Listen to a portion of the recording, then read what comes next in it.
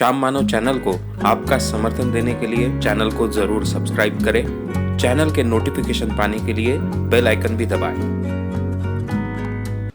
आदरणीय और प्यारे मित्रों, आज का अपना विषय ज्योतिष शास्त्र कितना सही है। शुरुआत में हमने देखा कि शुभ मुहूर्त अशुभ मुहूर्त होता है, उसमें कोई तथ्य है कि नहीं।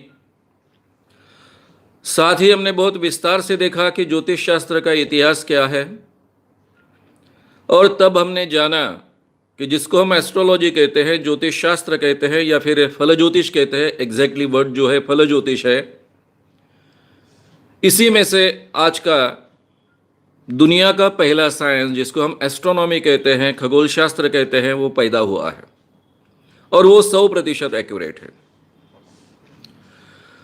और जो बचा कुचा भाग है जिसको साइंटिफिक आधार नहीं है, वो एस्ट्रोनॉमी से सेपरेट किया गया है।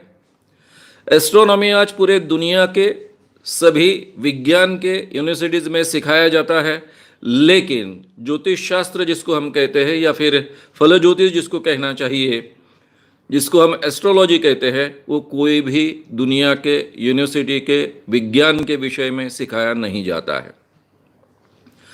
हमने ये भी देखा कि 186 वैज्ञानिकों ने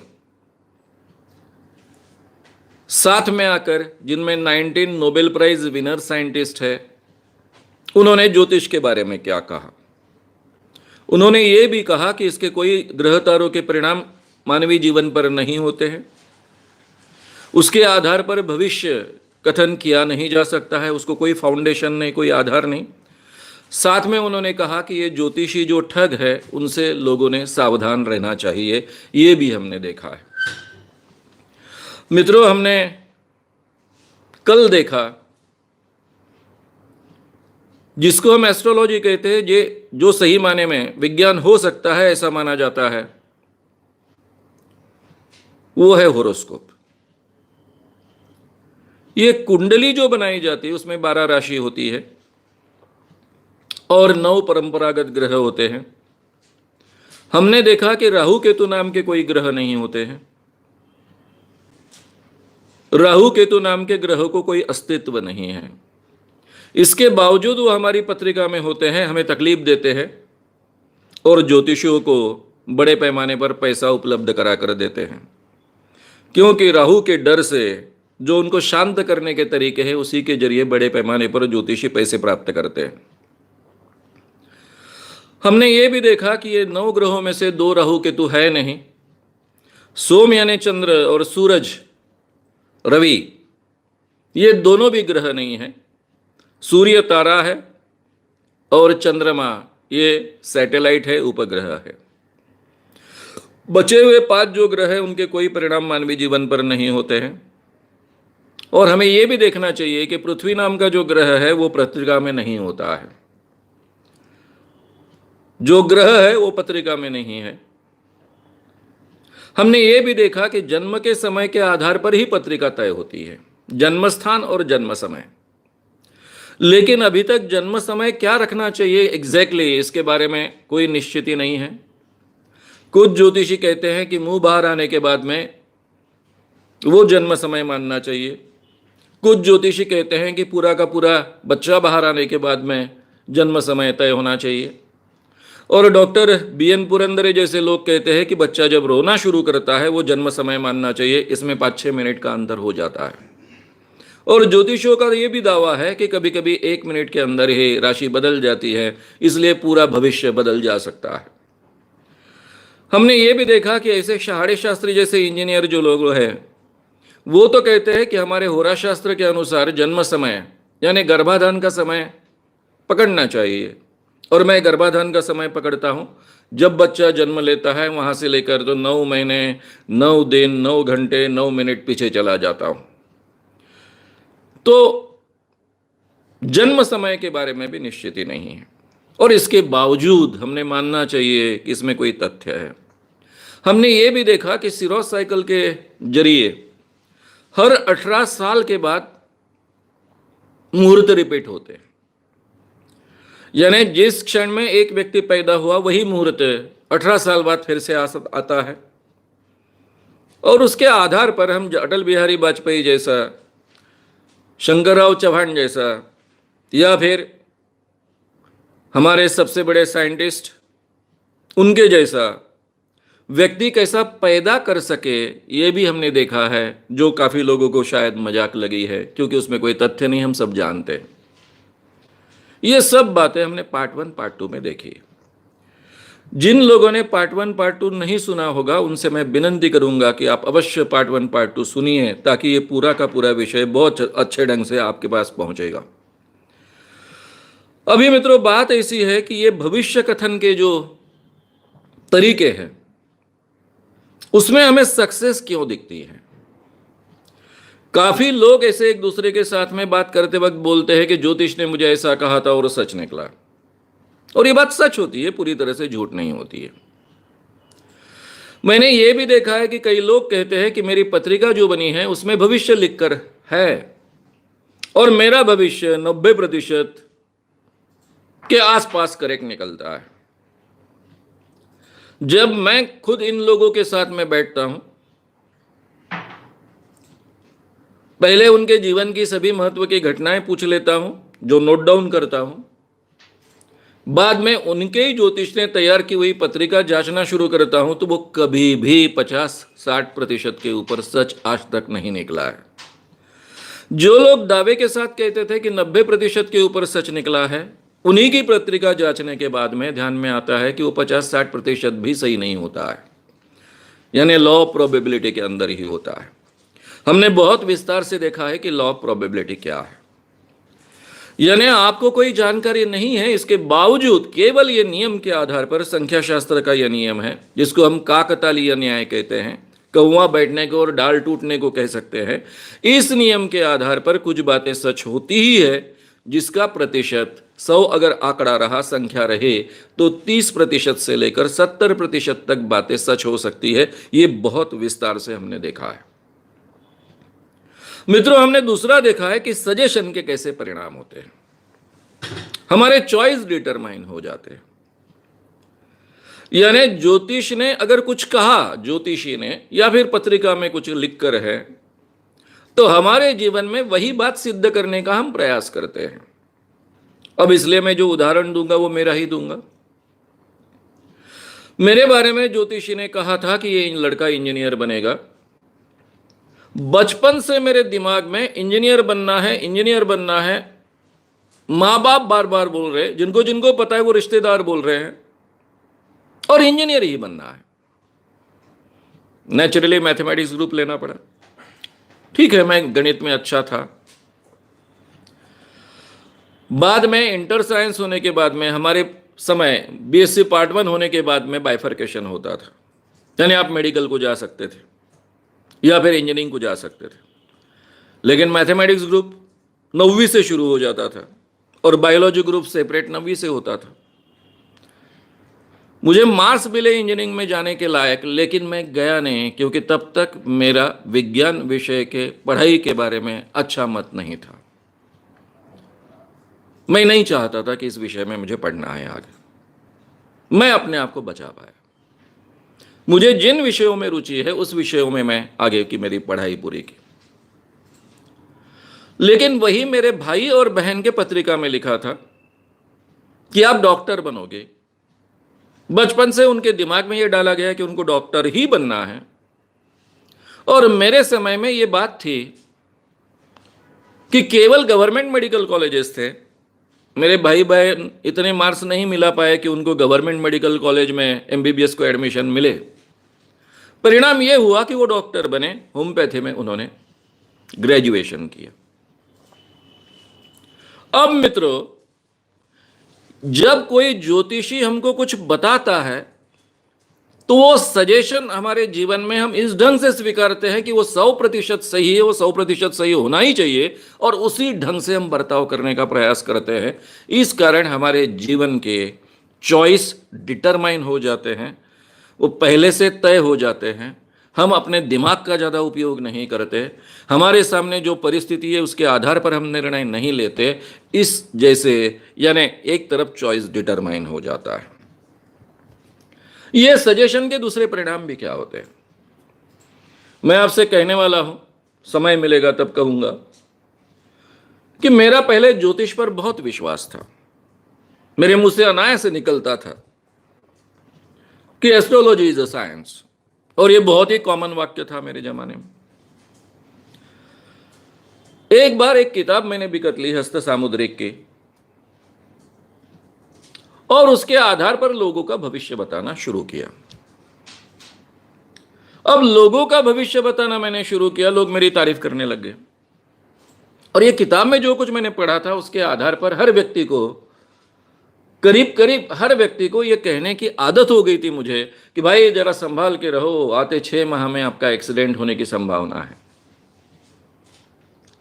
और जो भविष्य में बताता था, एमए फाइनल कर रहा था, मैंने अब काफी मित्र, लड़की मित्र, इनको कहा था।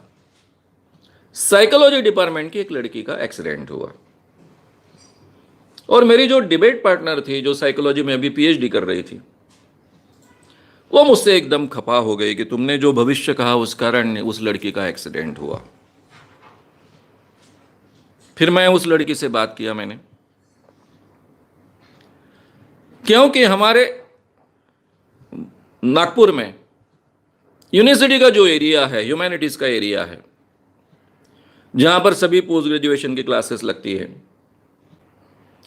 वो काफी चढ़ाव पर है। तो उस जमाने की वो छोटी सी लूना लेकर वो चढ़ रही थी, और उधर से, उतार पर से बहुत स्पीडीली एक ट्रक आ रहा था। जैसे ही उसने स्पीडीली ट्रक आते हुए देखा, उसके दिमाग में यह पहला मुद्दा आया कि शायद यही वो एक्सीडेंट है जो मुझे शाम ने कहा था। अब कुछ मेरी खैर नहीं, और उसने अपने आप को छोड़ दिया। हालांकि क्या होना चाहिए कि एक्सीडेंट होने की गुंजाइश है, ट्रक आ रहा स्पीडीली, तो कोई भी क्या करेगा कि अपना जो वाहन है, अपनी जो लूना है, उसको लेफ्ट साइड में ले जाएगा, शायद गड्ढे में चला जाएगा, नाली में चला जाएगा, नाले में चला जाएगा, लेकिन अपने आप को बचाएगा। लेकिन इस लड़की ने अपने आप को छोड़ दिया। वो तो ट्रक ड्राइवर की होशियारी के कारण ये बच गई, लेकिन इसकी लूना पर से वो चाक, यानी उसका चक्का गया ट्रक का। सब लड़के लड़कियां दौड़ के आए, उसकी लूना वगैरह उठा के ले आए, और उस लड़की ने ये वर्णन, ये जो मेरी सहेली थी, जो मेरी डिबेट पार्टनर थे, उसके सामने उसने सब बात कही। अब ये बात मेरे सामने दोहराई गई। तब मुझे ये साइकोलॉजी की पीएचडी करने वाली जो मेरी मित्र थी, उसने समझाया, श्याम तूने जाने अनजाने में ये फैटल सजेशन दिया था, तेरे जीवन में एक्सीडेंट होने वाला है। और उसे लगा कि ये वही एक्सीडेंट है।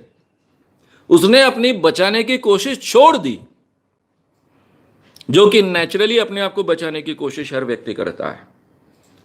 तो ये तेरे भविष्य कथन में फैटल सजेशन दिया जा सकता है, जिसमें किसी की जिंदगी जा सकती है।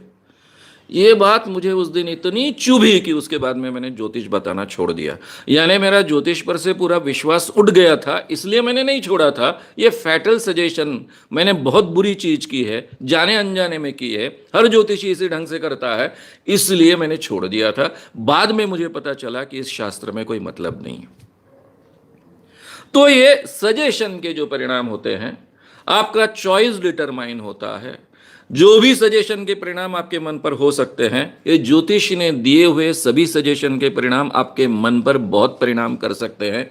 और सजेशन के क्या क्या परिणाम होते हैं, इसके बारे में मैंने विस्तार से आपके साथ में बात की है। सम्मोहन के पार्ट्स जो हमने 5-6 पार्ट्स लिए हैं, उसमें बहुत विस्तार से ये बातें आपके सामने मैंने रखी। दूसरा, इन लोगों का तरीका क्या होता है।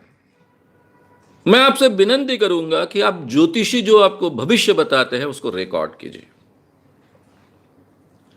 आपके ध्यान में आएगा कि इनकी भाषा बहुत एम्बिग्यूअस होती है, कई मतलब निकलते हैं।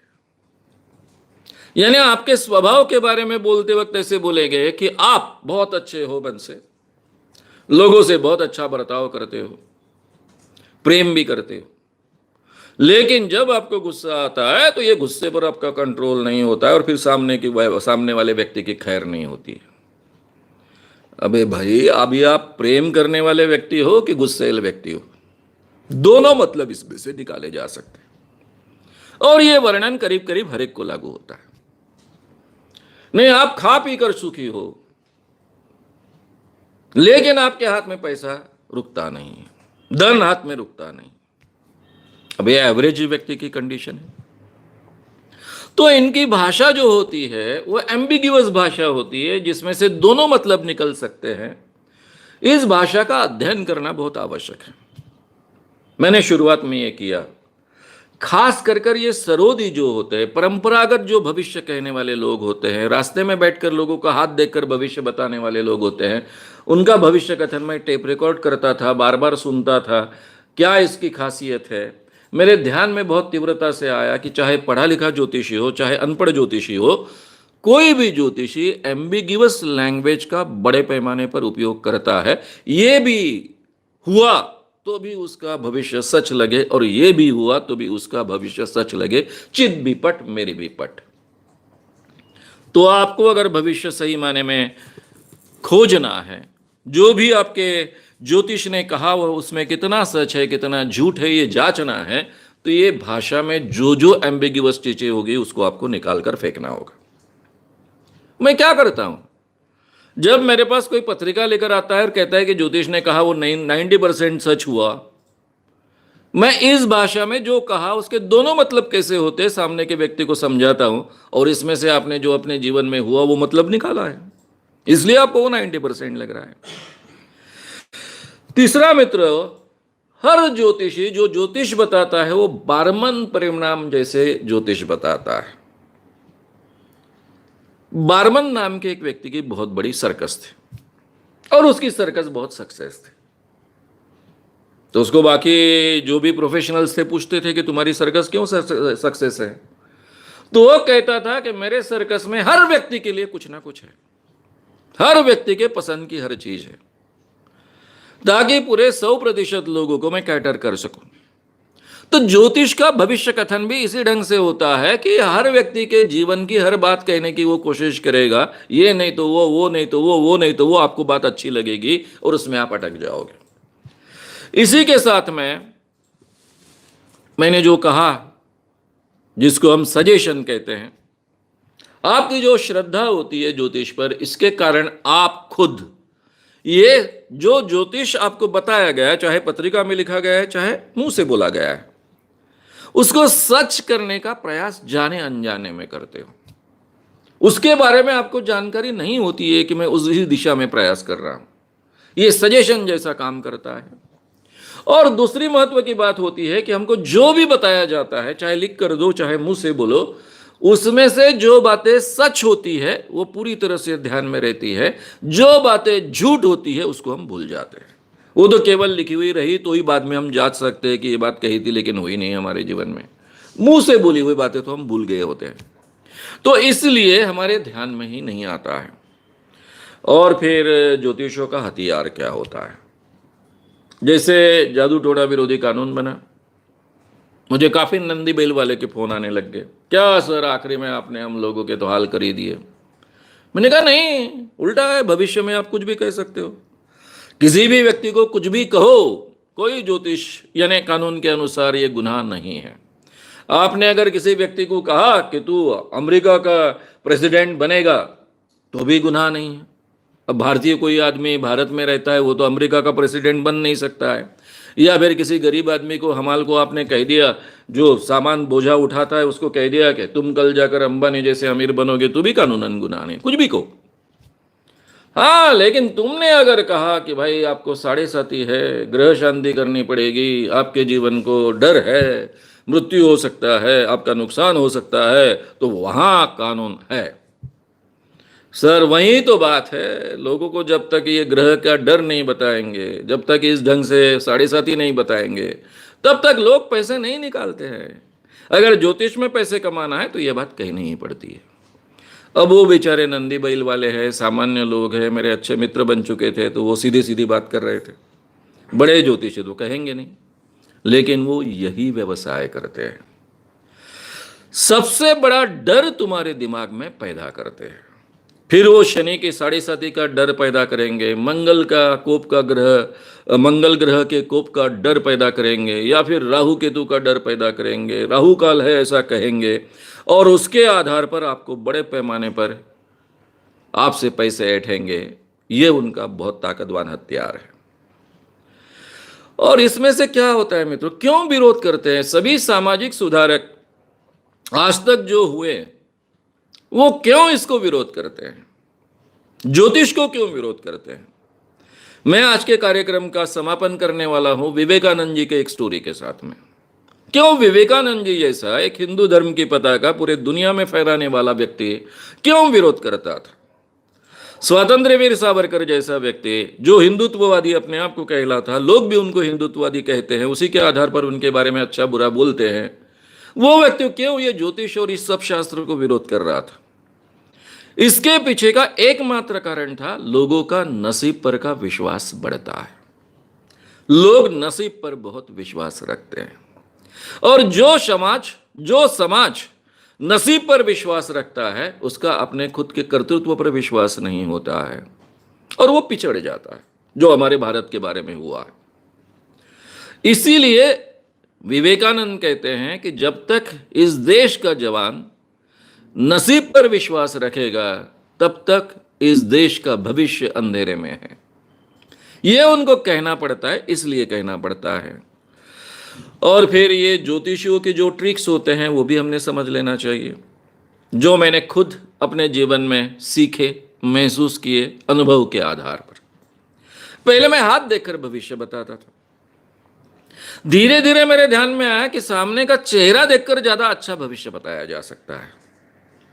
अब कहने का मतलब, एक आधी लड़की ठीक ठाक है, दिखने को ठीक ठाक है, तो मेरा कॉमन था कि मैं उसको कहूं कि भाई तुम्हारे पीछे बहुत लड़के लगते हैं, तुम्हें बहुत तकलीफ होती है, लेकिन, और फिर उसका चेहरा देखने का, लेकिन एक लड़का तुम्हारे पीछे बार बार जो आता है, फिर वो चेहरे पर से क्ल्यू मिलता है, बहुत तकलीफ होती है तुम्हें, यानी उसको बुरा लगता होगा तो बहुत तकलीफ होती है, और उसके चेहरे में थोड़ा सा हंसी आ जाती है, खिलता है, तो उसको अच्छा लगता है, ये ध्यान में आता है।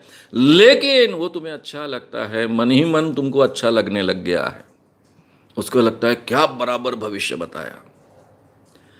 इस ढंग से सामने के व्यक्ति, क्योंकि वो प्रामाणिक होते हैं, उनका ऑलरेडी भविष्य पर, ज्योतिष पर विश्वास होता है या फिर श्रद्धा होती है, तो वो क्ल्यू दे देते थे। मेरे जैसे व्यक्ति का भविष्य क्यों गलत होता है? क्योंकि मैं गलत क्ल्यू देता हूं, मुंह से कुछ नहीं बोलता हूं, लेकिन चेहरे पर से गलत क्ल्यू देता हूं, और उसमें ज्योतिषी फंस जाते हैं। क्योंकि मैं जानता हूं ये चेहरे पर के क्ल्यूज, ये बॉडी लैंग्वेज के क्ल्यूज का उपयोग ज्योतिषी करते हैं अपना भविष्य कथन के यानी प्रोसेस में। तो मित्रों, हम जाने अनजाने में जो चेहरे पर से क्ल्यू देते हैं, उसका भी आधार ये ज्योतिषी लेते हैं और अपना ज्योतिष ज्यादा करेक्ट करने का प्रयास करते हैं। अब तो ये तो मैं कह रहा हूं कि जो ज्योतिषी बड़ी ठगी नहीं करते उनके बारे में, लेकिन जो ज्योतिषी बड़े पैमाने पर व्यवसाय करते हैं, वो ठगी का व्यवसाय करते हैं। उसके लिए वो अलग अलग ढंग की प्रोसेस उपयोग में लाते हैं। जैसे ही आप एंट्री करते हो, आप अपना नाम लिखाते हो ज्योतिष को मिलने के लिए, तब आपको कुछ जानकारी पूछी जाती है, और उसके बाद में ज्योतिषी कुछ समय बाद आपको बुलाता है। आपके मन में रहता है कि मैंने ये जानकारी रिसेप्शनिस्ट को दी थी, लेकिन रिसेप्शनिस्ट को ये जानकारी दी हुई होती है, वो बराबर ज्योतिष के पास पहुंच जाती है, ज्योतिषी के पास पहुंचाई जाती है। ये एक तरीका होता है। और ये प्राथमिक जो जानकारी है, उसके आधार पर जो बातें आपसे करता है, उससे आप बहुत प्रभावित हो जाते हो। फिर आपको बातों बातों में कुछ बातें वो आपसे पूछता है और उसका उपयोग करते रहता है।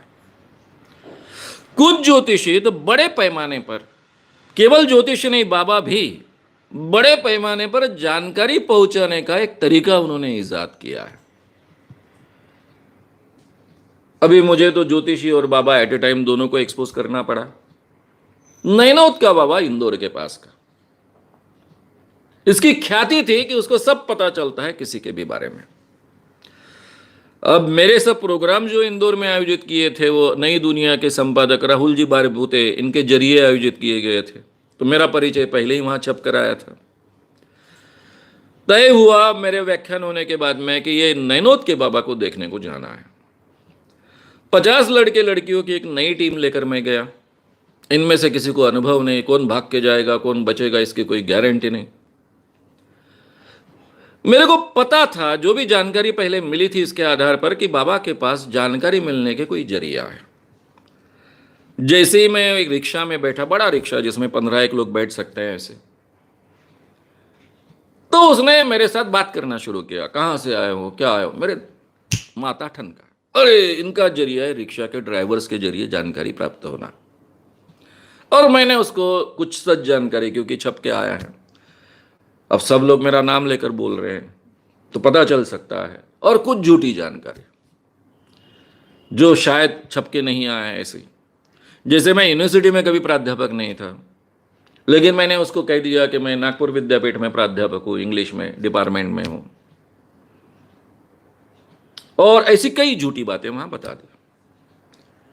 और कतार में मुझे खड़े रहना पड़ा, करीबन 250-300 लोग कतार में खड़े थे, मैं खड़ा हूं।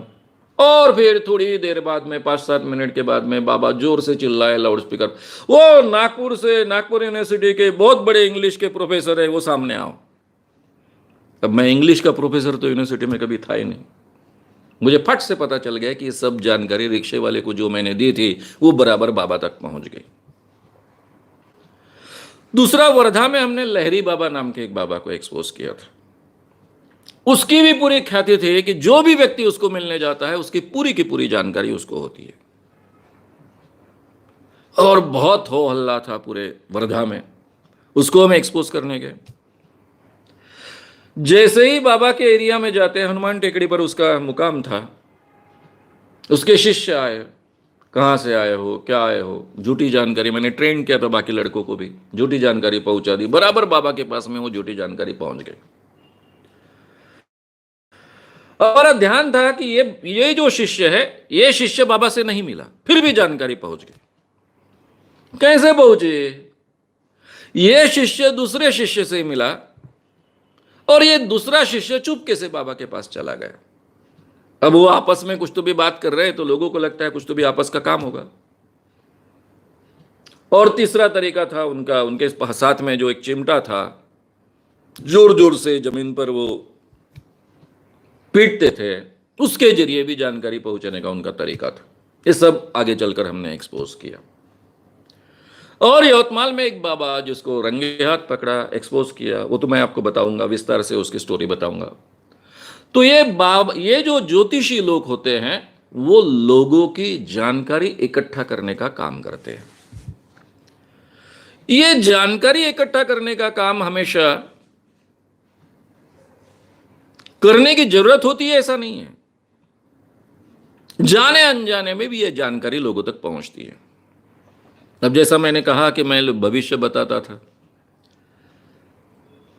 काफी लोगों को लगता था कि शाम जो भविष्य बताता है बहुत सही निकलता है। तो ऐसे ही एक साइकोलॉजी डिपार्टमेंट में लड़कियां ही बहुत ज़्यादा थी, और उनको बड़े पैमाने पर लड़के पकड़ पकड़ कर मैं पहुंचाता था, क्योंकि उनको हमेशा टेस्ट लेने रहती थी, इसलिए मेरे बहुत अच्छे संपर्क थे। और उनके हेड ऑफ द डिपार्टमेंट भी मेरे मित्र थे। मैं सोशल फील्ड में और पत्रकार कर एक्टिव होने के कारण वहाँ के हेड ऑफ द डिपार्टमेंट थे, वो मेरे बहुत अच्छे मित्र थे। तो एक लड़की का भविष्य बताते बताते उसने कहा कि हमारे डिपार्टमेंट की एक लड़की तुम्हारा भविष्य देखना चाहती है। और वो हमारे पूरे विद्यापीठ परिसर में बहुत सुंदर लड़की मानी जाती थी, और नागपुर के कलेक्टर की लड़की थी। हमेशा कार में बैठकर आती थी, ऊपर जाती थी, नीचे कार में बैठकर चले जाती थी। वो भविष्य देखने को आ रही, इस बात फैल गई पूरी तरह से। ये शुक्रवार को हमारी बात हुई, सोमवार का समय मैंने दिया, शनिवार को मेरा डिबेट था, रविवार को छुट्टी थी, और मैं तब हॉस्टल में रहता था। और हमारे यूनिवर्सिटी हॉस्टल में पूरे 11 जिलों के लोग रहते थे। विदर्भ में जो भी पढ़ने को आते थे नागपुर में, पूरे विदर्भ के लोग रहते थे, विदर्भ के बाहर के भी लोग रहते थे। आपको अचरज लगेगा, ये बात हॉस्टल में इतने बड़े पैमाने पर फैले कि सोमवार को शाम को 4 बजे वो कलेक्टर की लड़की शाम के पास भविष्य देखने के लिए आ रही है।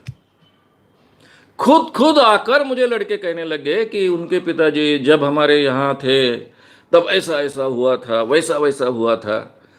इन 2 दिनों में मेरे पास इतनी जानकारी इकट्ठा हुई कि उस लड़की को भी पता नहीं था, इतनी जानकारी मेरे पास इकट्ठा हुई। उसके बहन का क्या हुआ, किसके साथ प्रेम हुआ था, क्या लफड़ा हुआ था, उसके भाई का क्या हुआ था, उसके पिताजी का क्या हुआ था। पूरे उन्होंने विदर्भ में कम से कम 3-4 जगह नौकरी की थी, पूरी की पूरी जानकारी मेरे पास इकट्ठा हो गई। मैंने उस जानकारी का उपयोग किया, वो इतनी प्रभावित हो गई, इतनी प्रभावित हो गई कि उसके हाथ के आधार पर मैं उसके बहन के बारे में बता रहा हूँ, उसके भाई के बारे में बता रहा हूँ, उसके पिताजी के बारे में बता रहा हूँ। और फिर मेरे ध्यान में आया कि ऐसी कई मार्ग से, अलग अलग स्रोतों से ये जानकारी इकट्ठा होती है। जो व्यक्ति पहले आकर कहता है कि मेरे अमुक अमुक व्यक्ति को भविष्य देखना है, वही बहुत सी जानकारी पहले दे जाता है। वो जानकारी ठीक ढंग से आप याद रखें और उसका उपयोग करें तो भी सामने का व्यक्ति बहुत प्रभावित हो जाए। तो ये जानकारी इकट्ठा करने के अलग अलग तरीके होते हैं, उसका उपयोग किया जाता है और इसके आधार पर उनका भविष्य बहुत सही है यह आभास निर्माण किया जा सकता है। और ज्योतिषी, व्यावसायिक ज्योतिषी जो अपॉइंटमेंट देकर हमेशा आपका भविष्य देखते हैं, वो ये करते हैं। और मैं तो आपको रंगे हाथ जिसको पकड़ा है उसकी जानकारी दूंगा, वो तो सीधा सीधा लोगों को हायर करता था, जानकारी इकट्ठा करने के लिए लोगों को भेजता था। अब मित्रों, ये जानकारी मैंने आपके सामने रखी है कि ये भविष्य कथन के साथ में चलने वाली ये सब चीजें हैं और इसके आधार पर इनका भविष्य लॉ ऑफ प्रोबेबिलिटी से भी ज्यादा सच होता है, ये आभास ये निर्माण कर सकते हैं।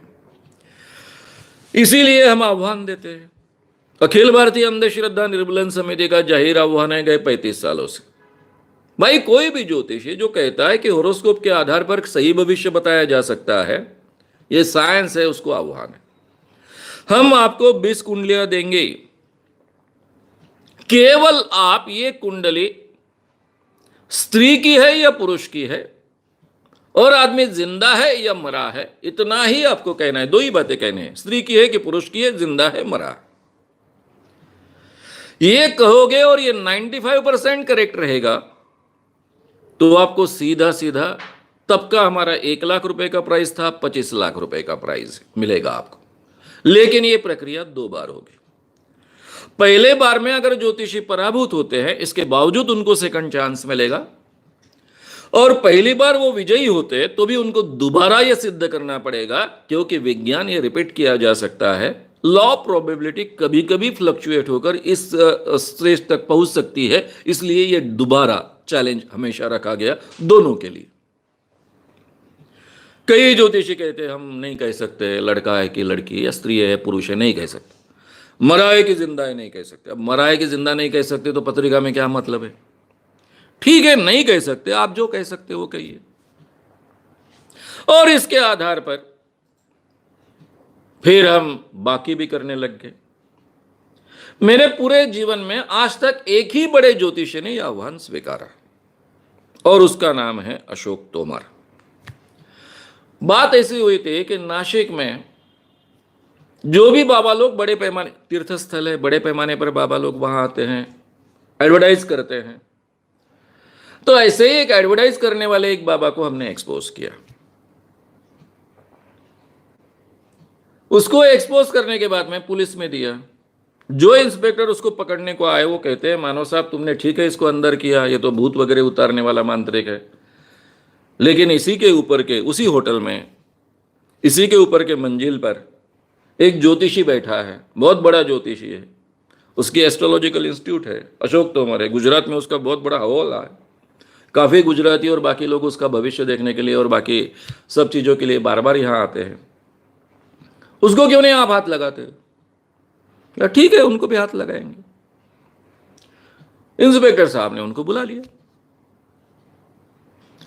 बुलाने के बाद में उनको कहा कि आपका भविष्य सही होता है क्या? वो बोला हाँ 90% तक सही होता है। ठीक है, मानव साहब के सामने सिद्ध करो। और पूरे के पूरे पत्रकारों के सामने ये प्रक्रिया की गई। अब ये जो पत्रिका की गई है बहुत इंटरेस्टिंग है, समझ लो। सारे के सारे पत्रकार, नासिक के बड़े बड़े पुलिस अधिकारी, नासिक शहर के 5 बहुत ही प्रतिष्ठित नागरिक, सुधाकर भालेराव कर वहां पर एक खगोल तज्ञ हैं, वे अध्यक्ष थे और बाकी के 5 नागरिक उनके साथ में, ये पंच में, यानी जो निर्णय देने वाले परीक्षक है वे कर थे, और बाकी लोग देखने वाले काफी। हमने जल्दी जल्दी में 10 पत्रिकाएं इकट्ठा की। तब 10 की थी, 20 का आगे चलकर ये आह्वान हुआ, क्योंकि हम 20 इकट्ठा कर ही नहीं पाए। हमारे साथ पास केवल एक दिन का समय मिला था, एक दिन में 10 पत्रिकाएं इकट्ठा कर पाए। ये 10 पत्रिकाएं जो हमने इकट्ठा की, उस पर हमने नाम जो होता है वो गायब कर देते हैं, क्योंकि नाम के आधार पर आपको काफी अंदाज हो जाता है। और वैसे तो ज्योतिष शास्त्र के अनुसार केवल जन्म समय और जन्म तिथि चाहिए। जन्म समय, जन्म तिथि और उसी के साथ में जन्म स्थान, ये 3 चीजों की जरूरत है। तो ये उसमें पत्रिका में दिखे, इस ढंग से हमने वो पत्रिकाएं पैकेट में सील बंद की, उसकी जेरोक्स निकाली, जेरोक्स में से नाम गायब कर दिए थे और वो पत्रिका उनको दी गई और सब लोगों के सामने ये आह्वान अमल में लाया गया। उसमें क्या क्या बातें वो बता सकते हैं, इनसे पूछा था तो उन्होंने कहा था, मैंने कहा था मेरी शर्त थी कि स्वभाव के बारे में नहीं होगा, जिसमें एम्बिग्यूटी ऐसी कोई चीज के बारे में नहीं होगा, जो जांचा सकता है और जांच कर जिसके बारे में सटीकता से कह सकते कि यही बात है, वही आह्वान के दायरे में आएगा। तो फिर पहला तय हुआ हमारा शिक्षा। शिक्षा के 3 हिस्से किए गए। मैट्रिक तक पढ़ा है तो मैट्रिक, मैट्रिक से ग्रेजुएट हुआ है तो मैट्रिक के ऊपर, और ग्रेजुएट के ऊपर उसकी पढ़ाई हुई, पोस्ट ग्रेजुएशन वगैरह हुआ तो ग्रेजुएशन के ऊपर, यानी मैट्रिक के नीचे, मैट्रिक के ऊपर और ग्रेजुएशन के ऊपर, ऐसे 3 हिस्से हमने शिक्षा के किए। नौकरी, प्रोफेशन करता है, व्यवसाय करता है या फिर बेकार है, ये 3 हिस्से किए गए। शादी हुई ना हुई, फिर बच्चे, लड़के कितने, लड़की कितनी, हाँ ना। अब ये दिक्कत ऐसी थी कि जिसकी शादी नहीं हुई तो उसके बच्चे नहीं बताए जा सकते थे, लेकिन ठीक है, ज्योतिष ने जो कहा उसके अनुसार हमने किया। एक्सीडेंट, उसमें हमने मेजर एक्सीडेंट और मामूली एक्सीडेंट, ऐसे 2 हिस्से किए। मामूली एक्सीडेंट यानी माइनर एक्सीडेंट, यानी क्या कि जिसको हॉस्पिटल में भर्ती रहना पड़ा लेकिन कोई डैमेज नहीं हुआ। मेजर एक्सीडेंट यानी क्या कि हॉस्पिटल में भर्ती तो रहना पड़ा लेकिन कुछ तो भी डैमेज हुआ, हमेशा के लिए, जिंदगी भर के लिए, उसको हमने मेजर एक्सीडेंट कहा। इस ढंग से ये 5 बातों पर वो भविष्य कह सकता है, ऐसा उसने सब लोगों के सामने मान लिया। अब सब पत्रिकाएं मैंने तैयार की थी, ज्योतिषी ने तैयार की हुई पत्रिका मैंने देखी थी सबकी सब। पहले लड़के की पत्रिका उसने कहना शुरू किया, क्योंकि उसकी उम्र तब 22 साल के थे, जो भी तिथि होती है उसके आधार पर तो पता चलता है उम्र। उसने कहा कि ये लड़का 27 साल का होगा तब पोस्ट ग्रेजुएशन इसका पूरा होगा। जैसे ही इसका पोस्ट ग्रेजुएशन पूरा हो जाएगा उसके बाद में उसको नौकरी लगेगी। 29वें साल में इसकी शादी होगी, शादी होने के बाद में उसको एक लड़की होगी। बस इतना ही। मैंने उससे पूछा कि भाई इसको कोई एक्सीडेंट होने की पॉसिबिलिटी है? वो बोले नहीं। मतलब कोई माइनर और मेजर होने की, एक्सीडेंट होने की गुंजाइश है? तो कुछ पत्रकार थे, वो ज्योतिष की तरफ से थे। एक पत्रकार मुझ पर चढ़ गया, बोले मानव साहब, हम जानते हैं आपको साइकोलॉजी का अच्छा ज्ञान है, आप बिल्कुल डिस्टर्ब कर रहे हो, डिमोरलाइज कर रहे हो ज्योतिष को, आप बिल्कुल बीच में मत बोलिए। बोला ठीक है, आपकी इच्छा, नहीं बोलूंगा मैं। लेकिन मैं एक 5वां मुद्दा बच गया था, उसको थोड़ा स्ट्रेसफुली पूछ रहा था। उसने साफ शब्दों में कहा, मैंने अभ्यास करने को उसको लगाया था, उसने दोबारा अभ्यास किया पत्रिका का और साफ शब्दों में कहा कि इसके जीवन में कोई भी एक्सीडेंट होने की गुंजाइश नहीं है। इस ढंग से 10 कुंडलियों के आधार पर 50 सवाल पूछे गए थे। उसमें से उसने 17 सवालों के जवाब दिए ही नहीं। बोले इन सवालों का जवाब दे नहीं सकता क्योंकि पत्रिका में क्लियर नहीं दिखता। हमने मान लिया। जो भी सवालों के जवाब उसने करेक्टली दिए, बाद में जांचे गए, पहली ही पत्रिका निकाली तो उस लड़के का नाम आ गया, और जो 22 साल का लड़का था उसका नाम आ गया। और जैसे ही उसका नाम आया तो पत्रकारों के कान एकदम खड़े हो गए, क्योंकि 2 महीने पहले ही उस बच्चे का बड़ा एक्सीडेंट हुआ था जिसमें ब्रेन बाहर आ गया था। और ब्रेन बाहर है, इस अवस्था के फोटो सभी पत्रकारों ने पेपर में अपने प्रिंट किए थे, इसलिए उनको उसका नाम और सब अच्छे ढंग से याद था। सबने तुरंत पूछा वही लड़का क्या? मैंने हाँ वही लड़के की पत्रिका है, और इसीलिए मैं अपघात की गुंजाइश है कि नहीं पूछ रहा था। अब वो लड़का तो मर गया था 22 साल में, और ज्योतिषी कह रहा था 27 साल, 29 साल शादी, लड़का लड़की, क्या क्या सब बता रहा था। तो बेचारे का ज्योतिष केवल 26 पॉइंट यानी 26.3% सही निकला, जो लॉ ऑफ प्रोबेबिलिटी के दायरे के अंदर था। सब पूरे के पूरे पेपर्स में दूसरे दिन ये बात छप कर आई। ज्योतिष ये जो अशोक तोमर था उसका दारुण पराजय हुआ, ऐसी बड़ी बड़ी न्यूज़ आई। बहुत नाराज हुआ वो। उसके बाद में मैंने कहा कि तुम इतना नाराज होने की जरूरत नहीं है, इसमें तुम्हारी कोई गलती नहीं है। तुमने पूरी कोशिश की, तुम्हारे शास्त्र के अनुसार कभी भी भविष्य बताया नहीं जा सकता है। बोले नहीं नहीं, मेरा मूड अच्छा नहीं था, ये हो गया वो गया, इस कारण मैं नहीं बता पाया। मतलब एक कारण मत बताओ। तुम्हें अगर अभी भी विश्वास है कि तुम करेक्ट भविष्य बता सकते हो तो जिस ढंग से मैंने जांच की उस ढंग से तुम अपने स्तर पर जांच करो। तुम्हारी एस्ट्रोलॉजिकल इंस्टीट्यूट है, बंबई में है, बड़े पैमाने पर चलती है। तब उसकी एंट्री फी केवल 3,000 रुपये थी।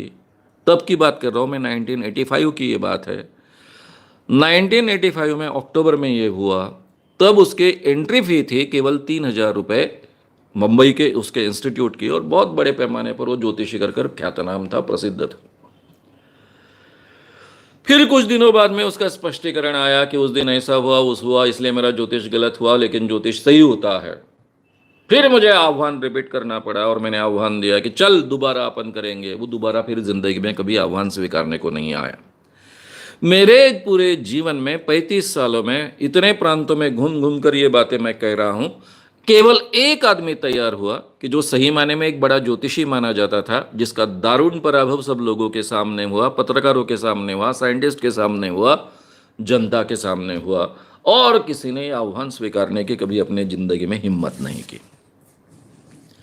अभी काफी लोग कहते हैं कि भाई आपको ज्योतिष पर बोलने का अधिकार क्या है, आपका क्या अभ्यास है। अब ये बोलते हैं। नागपुर में अखिल भारतीय ज्योतिष परिषद का आयोजन हुआ। अब नागपुर तो मेरा गढ़ रहा है, वहां मेरा हेड ऑफ द पूरे भारत का ऑफिस था। ये जब डिक्लेयर हुआ तब महाराष्ट्र में युति का शासन था। नितिन जी गडकरी मंत्री थे। नितिन जी गडकरी इस ज्योतिष सम्मेलन के स्वागताध्यक्ष बने और इसके उद्घाटन के लिए तब के हमारे मुख्यमंत्री जो महाराष्ट्र के थे, मनोहर जोशी, वो आने वाले थे। अब बात तो बड़ी हो गई एकदम से। जहां ऑल इंडिया का अखिल भारतीय अंधश्रद्धा निर्मूलन समिति का ऑफिस है, वहां पर ज्योतिष सम्मेलन हो रहा है, अखिल भारतीय ज्योतिष सम्मेलन हो रहा है। हम पूरे काम में जुट गए। अब मेरी दिक्कत थी कि नितिन गडकरी और मैं दोस्त कॉलेज के जीवन से, वो उसके स्वागताध्यक्ष। हम दोनों विवेकानंद को बहुत मानने वाले, और मैंने पहली बार विवेकानंद ज्योतिष के बारे में क्या कहते हैं बड़े पैमाने पर लोगों को बताना शुरू किया और आह्वान देते गए। यानी हमने ये वातावरण तैयार किया कि पूरे देश से आने वाले जो ज्योतिषी है, वो हर ज्योतिषी रास्ते में हर जगह देखे कि उनको आह्वान दिया गया है। और आह्वान का पूरा जो खाका था वो इस ढंग का था कि ज्योतिषियों, पहले ये शास्त्र है सिद्ध करो, जब तक ये आप सिद्ध नहीं करते हो तब तक लोगों को ठगना बंद करो। ये नारे रोड पर लिखे हुए थे। ज्योतिषी जहां से भी कहीं से आएंगे वो ये नारे पढ़कर पर उनको जाना पड़ता था। इस अवस्था में ये परिणाम ये हुआ कि नितिन गडकरी, जो इस कार्यक्रम के स्वागताध्यक्ष थे, वही इस कार्यक्रम में अनुपस्थित रहे। जो मुख्यमंत्री इसका उद्घाटन करने वाले थे वो उद्घाटन करने के लिए नहीं आए। और आगे चलकर तीसरी भी बात महत्व की हुई कि कोई उद्घाटन के लिए नहीं मिलता है, इसलिए अपने आप को कांग्रेस के कहने वाले डॉक्टर श्रीकांत जिचकार ये उसके उद्घाटन के लिए आ गए। अभी डॉक्टर श्रीकांत जिचकार हमारे विदर्भ में डिग्रियों के लिए बहुत प्रसिद्ध व्यक्ति है। बहुत डिग्रियां इन्होंने अपने जीवन में प्राप्त की है, और उससे भी ज़्यादा अंधविश्वास के लिए बहुत प्रसिद्ध है। छोटे मोटे सभी अंधविश्वास पर वो विश्वास रखते हैं, बहुत अंधविश्वासी है। और उसी अंधविश्वास को बढ़ावा देने वाला एक यूनिवर्सिटी उन्होंने शुरू की, जिसको कालिदास यूनिवर्सिटी कहते हैं, जिसमें ज्योतिष पढ़ाया जाता था, अभी भी पढ़ाया जाता है। तो ये श्रीकांत जिचकार उसके उद्घाटन को आए, लेकिन नितिन गडकरी और मनोहर जोशी दोनों उस कार्यक्रम में नहीं गए। अब जैसे ही ये कार्यक्रम की शुरुआत होनी थी, मैं प्रेस कॉन्फ्रेंस ले रहा था, बाकी पत्रकार चढ़ गए। बोले क्या मानव साहब, तुम जगह जगह व्याख्यान दे रहे हो, सीधे सीधे ऐसा क्यों नहीं होता, आमना सामना क्यों नहीं होता तुम्हारा, निष्कर्ष कर डालो, लोगों के सामने आने दो, तुम्हारा क्या कहना है और ज्योतिषियों का क्या कहना है। मैं काहे को बोलूं कि ये प्रयास मैंने पहले बहुत कर चुका हूं, कोई ज्योतिषी बड़ा तैयार नहीं होता है। मैंने कहा मुझे कोई प्रॉब्लम नहीं, आप तय करो। और नागपुर के पत्रकार संघ ने तय किया कि हम इस ढंग का एक सिंपोजियम बड़े पैमाने पर आयोजित करेंगे। फिर उन्होंने बातचीत की। जयंत साळगावकर बहुत बड़े ज्योतिषी माने जाते हैं। काल निर्णय कर उनका एक प्रकाशन निकलता है जो देखकर लोग अपने जीवन पूरे साल भर का जीवन तय करते हैं। काल निर्णय बहुत फेमस है, कई लैंग्वेजेस में निकलता है। जयंत साळगावकर बहुत फेमस ज्योतिषी महाराष्ट्र के माने जाते हैं और अलग अलग लैंग्वेजेस में काल निर्णय निकलने के कारण वो भारत के यानी महाराष्ट्र के बाहर भी बहुत प्रसिद्ध ज्योतिषी है। उन्होंने कबूल किया कि ये सिंपोजियम में बोलने के लिए मैं आऊंगा, मानव और मेरा सिंपोजियम होगा। शास्त्र कैसा है ये मैं रखूंगा, मानव साहब रखेंगे, उनको जो कहना है वो कहेंगे। सबको बहुत आनंद हुआ। पत्रकारों ने बड़े पैमाने पर तैयारी की। प्राचार्य राम शेवाड़कर मेरे मित्र, और मेरे जितने मित्र हैं उतने ही मित्र वो जयंत साळगावकर जी के भी थे। वो भी मैसेज लेकर आए कि मेरी पर्सनल बात हुई है, केवल पत्रकारों की बात नहीं हुई है, मेरी भी पर्सनल बात हुई है। मेरी उनकी मुलाकात हुई थी, तब उन्होंने कहा था मैं आ रहा हूँ। अब शेवाड़कर जी ने कह दिया तो सब लोगों ने मान लिया कि अभी डेफिनेटली साळगावकर तो परिसंवाद के लिए आने वाले हैं। पूरी तैयारी हो चुकी और एक दिन पहले मैं तो पूरी तरह से रिलैक्स था। मुझे मालूम था कि कोई भी ऐसा हाथ दिखाकर अपने हाल करवा लेने वाला नहीं है, और जयंत साळगावकर तो नहीं। और वैसे ही हुआ। मैं पत्रकारों को कहता था कि वो नहीं आएंगे, तब मेरी हंसी उड़ाई जाती थी। लेकिन एक दिन पहले उनका मैसेज आया कि मैं आ नहीं सकता हूं इस प्रोग्राम में। इसलिए नहीं आ सकता हूं कि मुझे ज्योतिष परिषद जो हमारी है, अखिल भारतीय ज्योतिष परिषद, उसने मनाही की है। उन्होंने कहा है कि इस परिसंवाद में आपने शरीक नहीं होना चाहिए, और उनका आदेश होने के कारण मैं इस परिसंवाद में नहीं आ सकता हूं। मित्रों, एक बहुत बड़ा सिंपोजियम होने वाला था एक बहुत बड़े ज्योतिषियों के साथ में, लेकिन वो नहीं आए। फिर मैंने कहा ठीक है, मैं अकेले बात रखूंगा। पत्रकार बोले अब क्या मजा है, अकेले क्यों बात रखेंगे, वैसे भी तो आप भाषण देते ही आए हो इतने दिनों से, इसलिए वो कार्यक्रम ही नहीं हुआ। उसके बाद में एक जाहिर परिसंवाद हुआ। चलो कोई तो ज्योतिषी हुआ। वैसे हमने जब 2002 में मुरली मनोहर जोशी जी ने पूरे भारत में ज्योतिष शास्त्र बड़े पैमाने पर कॉलेजेस में शुरू करने का प्रयास किया। उस समय नागपुर विद्यापीठ ने, उसके एग्जीक्यूटिव काउंसिल ने नागपुर यूनिवर्सिटी में यह ज्योतिष शुरू करने का तय किया। बीए की डिग्री, एमए की डिग्री और इवन डिप्लोमा कोर्सेस। तब हमने पूरे विदर्भ के 11 जिलों में प्रोग्राम्स आयोजित किए थे इसके खिलाफ। जिन लोगों ने एग्जीक्यूटिव काउंसिल में इसका समर्थन किया था उसमें वेद प्रकाश मिश्रा नाम के मेरे पुराने मित्र हैं, डॉक्टर है, बहुत विद्वान गृहस्थ है। उन्होंने इसका बहुत पुरजोर से समर्थन किया था। उनका नाम लेकर आह्वान देते थे कि आइए आप स्टेज पर, ये कैसा शास्त्र है सिद्ध कीजिए। हर डिस्ट्रिक्ट प्लेस पे हमने 2 दिन व्याख्यान रखे थे। पहले दिन जाहिर परिसंवाद जिसमें जो भी ज्योतिषी है वो आए, अपनी बात कहे, और दूसरे दिन पूरा का पूरा इस विषय पर का मेरा व्याख्यान। मित्रों, कई ज्योतिषी आए, कोई भी अपनी बात कभी प्रूव नहीं कर पाए, लेकिन बड़े पैमाने पर कोई बड़ा ज्योतिषी जिसको बड़ा नाम है ऐसा कोई आया नहीं था। अभी कुछ साल पहले की बात है, नंद किशोर जकातदार कर एक ज्योतिषी है, उनका एक ज्योतिषियों का संगठन भी है। विदर्भ में उनका एक सम्मेलन था। पत्रकार भिड़ गए और मुझसे कहने लगे कि आपको इसके परिसंवाद में आना चाहिए। अब नंद किशोर जकातदार जो है, उनका एक भाई मेरे मित्र है। हमने तय किया चलो परिसंवाद में जाएंगे। 3 घंटे परिसंवाद चला। वो उपलब्ध है, मराठी में है, वो अपलोड किया जाएगा, आप सुन सकोगे। अब जो व्यक्ति मेरे साथ में लड़ाई करने के लिए जाहिर तरीके से सिंपोजियम में शरीक हो रहा है, उनका अपमान नहीं होना चाहिए, इस ढंग से मैंने बात करना मेरा कर्तव्य था, वो मैंने अमल में लाया। हमेशा जितने ज्योतिषियों के हाल करता हूं उतने नहीं किए, लेकिन इसके बावजूद वो परिसंवाद के निष्कर्ष आपके सामने हैं। अब इतना बड़ा परिसंवाद हुआ, 10,000 से ज़्यादा लोग इकट्ठा हुए थे उसके लिए। पत्रकारों ने बहुत तैयारी की थी, खामगांव में ये हुआ। मुझे लगा भाई मैंने बहुत अच्छी लड़ाई की तो लोग मेरी तारीफ करेंगे। 1000 के ऊपर लोग मुझसे मिलने आए हैं, लेकिन एक ने भी मेरी तारीफ नहीं की। सब ने मुझे एक ही बात कही, क्या सर छोटे छोटे बच्चों के साथ में आप लड़ाई करते हो? आपके बराबरी का हो तो परिसंवाद में आपने शरीक होना चाहिए। अब जकातदार ना उम्र से मेरे से छोटे थे, ना ही अनुभव से छोटे थे। इतने बड़े संगठन के, पूना के ज्योतिषी, इतने बड़े संगठन के प्रमुख है, फिर भी मेरे हिस्से में क्या आया कि आप बच्चों के साथ में लड़ाई करते हो।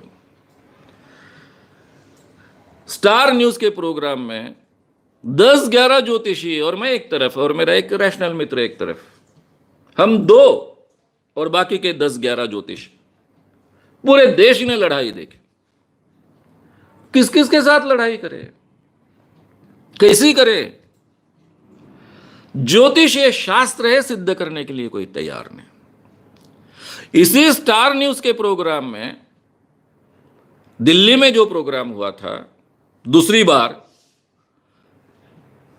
एक लड़की तैयार हो गई जिसने कहा कि मैं आह्वान स्वीकारने को तैयार हूं आपका 25 लाख रुपए का।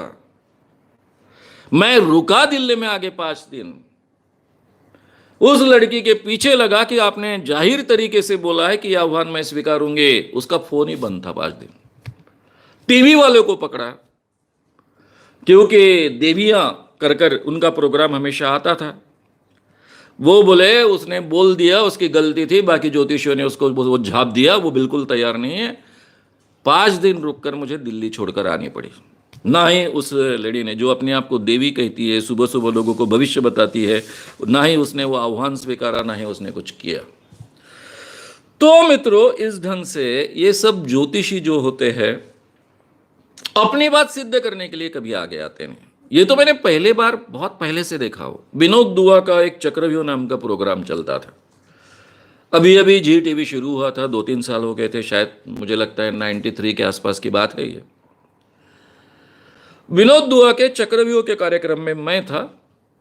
जगजीत उत्पल नाम के एक बहुत ही प्रसिद्ध ज्योतिषी, जिनका बोले तारे नाम का प्रोग्राम चलता था और तभी एकमात्र ज्योतिष पर का प्रोग्राम होने के कारण बहुत पॉपुलर था, वो थे। और हमारे साथ में नेहरू प्लेनेटोरियम के डायरेक्टर थे, वो साइंटिस्ट। मुझे लगा चलो वो मेरी तरफ से हो गए। जब प्रोग्राम शुरू हुआ तब हमारे ध्यान में आया, शुरू होने के पहले ही विनोद दुआ के ध्यान में आया था कि ये अपने आप को साइंटिस्ट कहने वाला, और सही में साइंटिस्ट था ही। नेहरू प्लेनेटोरियम का डायरेक्टर ये साइंटिस्ट ही होता है, खगोल तज्ञ होता है, एस्ट्रोनॉमर होता है। ये बहुत अंधविश्वासु है। ये उनके ध्यान में आने के बाद में उसने प्रोग्राम की शुरुआत ही ऐसी की, विनोद दुआ जी ने, कि नारियल फोड़िए। नारियल किसने फोड़ा? ये साइंटिस्ट ने फोड़ा और कार्यक्रम की शुरुआत की। ये जो ज्योतिष पर का कार्यक्रम है उसकी शुभ शुरुआत में शुभ हस्ते कर रहा हूं। एक बहुत बड़े साइंटिस्ट है नेहरू प्लेनेटोरियम के, उनका परिचय करा दिया, उनके हस्ते कर रहा हूं। और उन्होंने भी हंसते हंसते कहा कि मैं इधर साइंटिस्ट होने के बावजूद मैं एक पुजारी का बेटा हूं, बचपन से ज्योतिषी मेरे पे, यानी कई पीढ़ियों से मेरे घर में भविष्य बताने की परंपरा है और मैं इन चीज़ों को मानता हूं। ऐसा कर उन्होंने नारियल फोड़ा भी।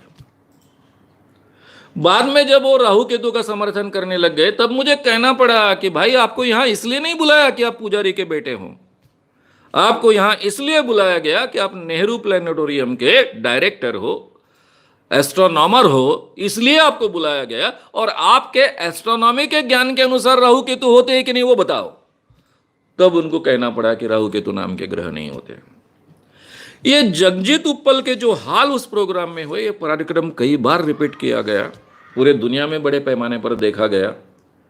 उसने कभी जिंदगी में सोचा भी नहीं था, कोई भी बात वो कॉन्फिडेंटली मेरे सामने कर नहीं पाया। ये कुछ उदाहरण मैंने आपके सामने दिए हैं। ये तो केवल चर्चा के या फिर परिसंवाद के हैं, इसलिए आपको लगेगा कि ठीक है। एक और बड़ा उदाहरण देता हूं।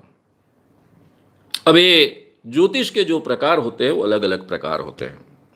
अभी तक हमने बहुत विस्तार से बात की, वो ज़्यादातर हमने बात की होरोस्कोप के बारे में, जो एक साइंटिफिक आधार है ऐसा माना जाता है, जिसको नहीं है हमने बार बार आपके सामने बात रखी। उसमें और एक प्रकार है, जो हस्त सामुद्रिक के बारे में मैं बोला। हस्त सामुद्रिक के बारे में इससे ज़्यादा बोला नहीं जा सकता है। क्योंकि मेरी एक गंदी आदत थी कि जिस विषय का अभ्यास करना है उसके बहुत डेप्थ में जाना है। आज भी है वो मेरी आदत। जैसा मेरा भविष्य बहुत सही लगने लगा, मुझे भी आत्मविश्वास आया, तो मैंने क्या किया कि हस्त सामुद्रिक पर के 4 किताबें एकदम से मैंने बिकत ली और पढ़ने लग गया। उसमें जो प्रधान रेखाएं थी उसके बारे में भी जब एक मत नहीं है ये मेरे ध्यान में आया तो मुझे शौक लगा, क्योंकि मैं बेसिक तो मेरा साइंस का था, साइंस का विद्यार्थी था इंटर साइंस तक में। ऐसे कैसे हो सकता है कि ये साइंस होने के बाद में बड़ी बड़ी रेखाएं जो है उसके बारे में भी ये चारों किताबों में एक मत नहीं है, और ये चारों की चारों किताबें बड़े बड़े ज्योतिषियों ने लिखी है। मैं बहुत कंफ्यूज हो गया था और उन्हीं दिनों में ये फैटल सजेशन वाला प्रकरण हो गया और मैंने छोड़ दिया। हस्त सामुद्रिक के बारे में तो ज्यादा बोला नहीं जा सकता है, क्योंकि उसमें बोलने लायक कुछ है ही नहीं। हाथ पर की हमारी जो रेखाएं आती हैं वो कैसी आती है? अब पहला लॉजिक तो पुरुषों का भविष्य बताना है तो दाहिना हाथ देखना है, और स्त्रियों का भविष्य बताना है तो बाया हाथ देखना है। इसमें कोई लॉजिक नहीं है। ये हाथों में रेखाएं कैसी आती है? गर्भाशय में बच्चे जैसे अपनी मुठ बंद रखते हैं उसके आधार पर ये रेखाएं बनती है। ये कोई भी आपको गायनेकोलॉजिस्ट बता सकता है। इन रेखाओं में हमारा भविष्य बिल्कुल नहीं होता है, कोई तथ्य नहीं होता है। सीधी बात है, आज के जमाने में शिक्षा बताई जाती है हाथ की रेखाओं के आधार पर। अरे भाई, इस देश में स्त्रियों को शिक्षा नहीं थी सावित्रीबाई फुले के पहले। कोई भी स्त्री पढ़ नहीं सकती थी, शूद्र नहीं पढ़ सकते थे। तो क्या इस देश में 2000 सालों तक शूद्रों के हाथ पर की रेखाएं शिक्षा रेखाएं और स्त्रियों के हाथ पर की शिक्षा रेखाएं सो गई थी?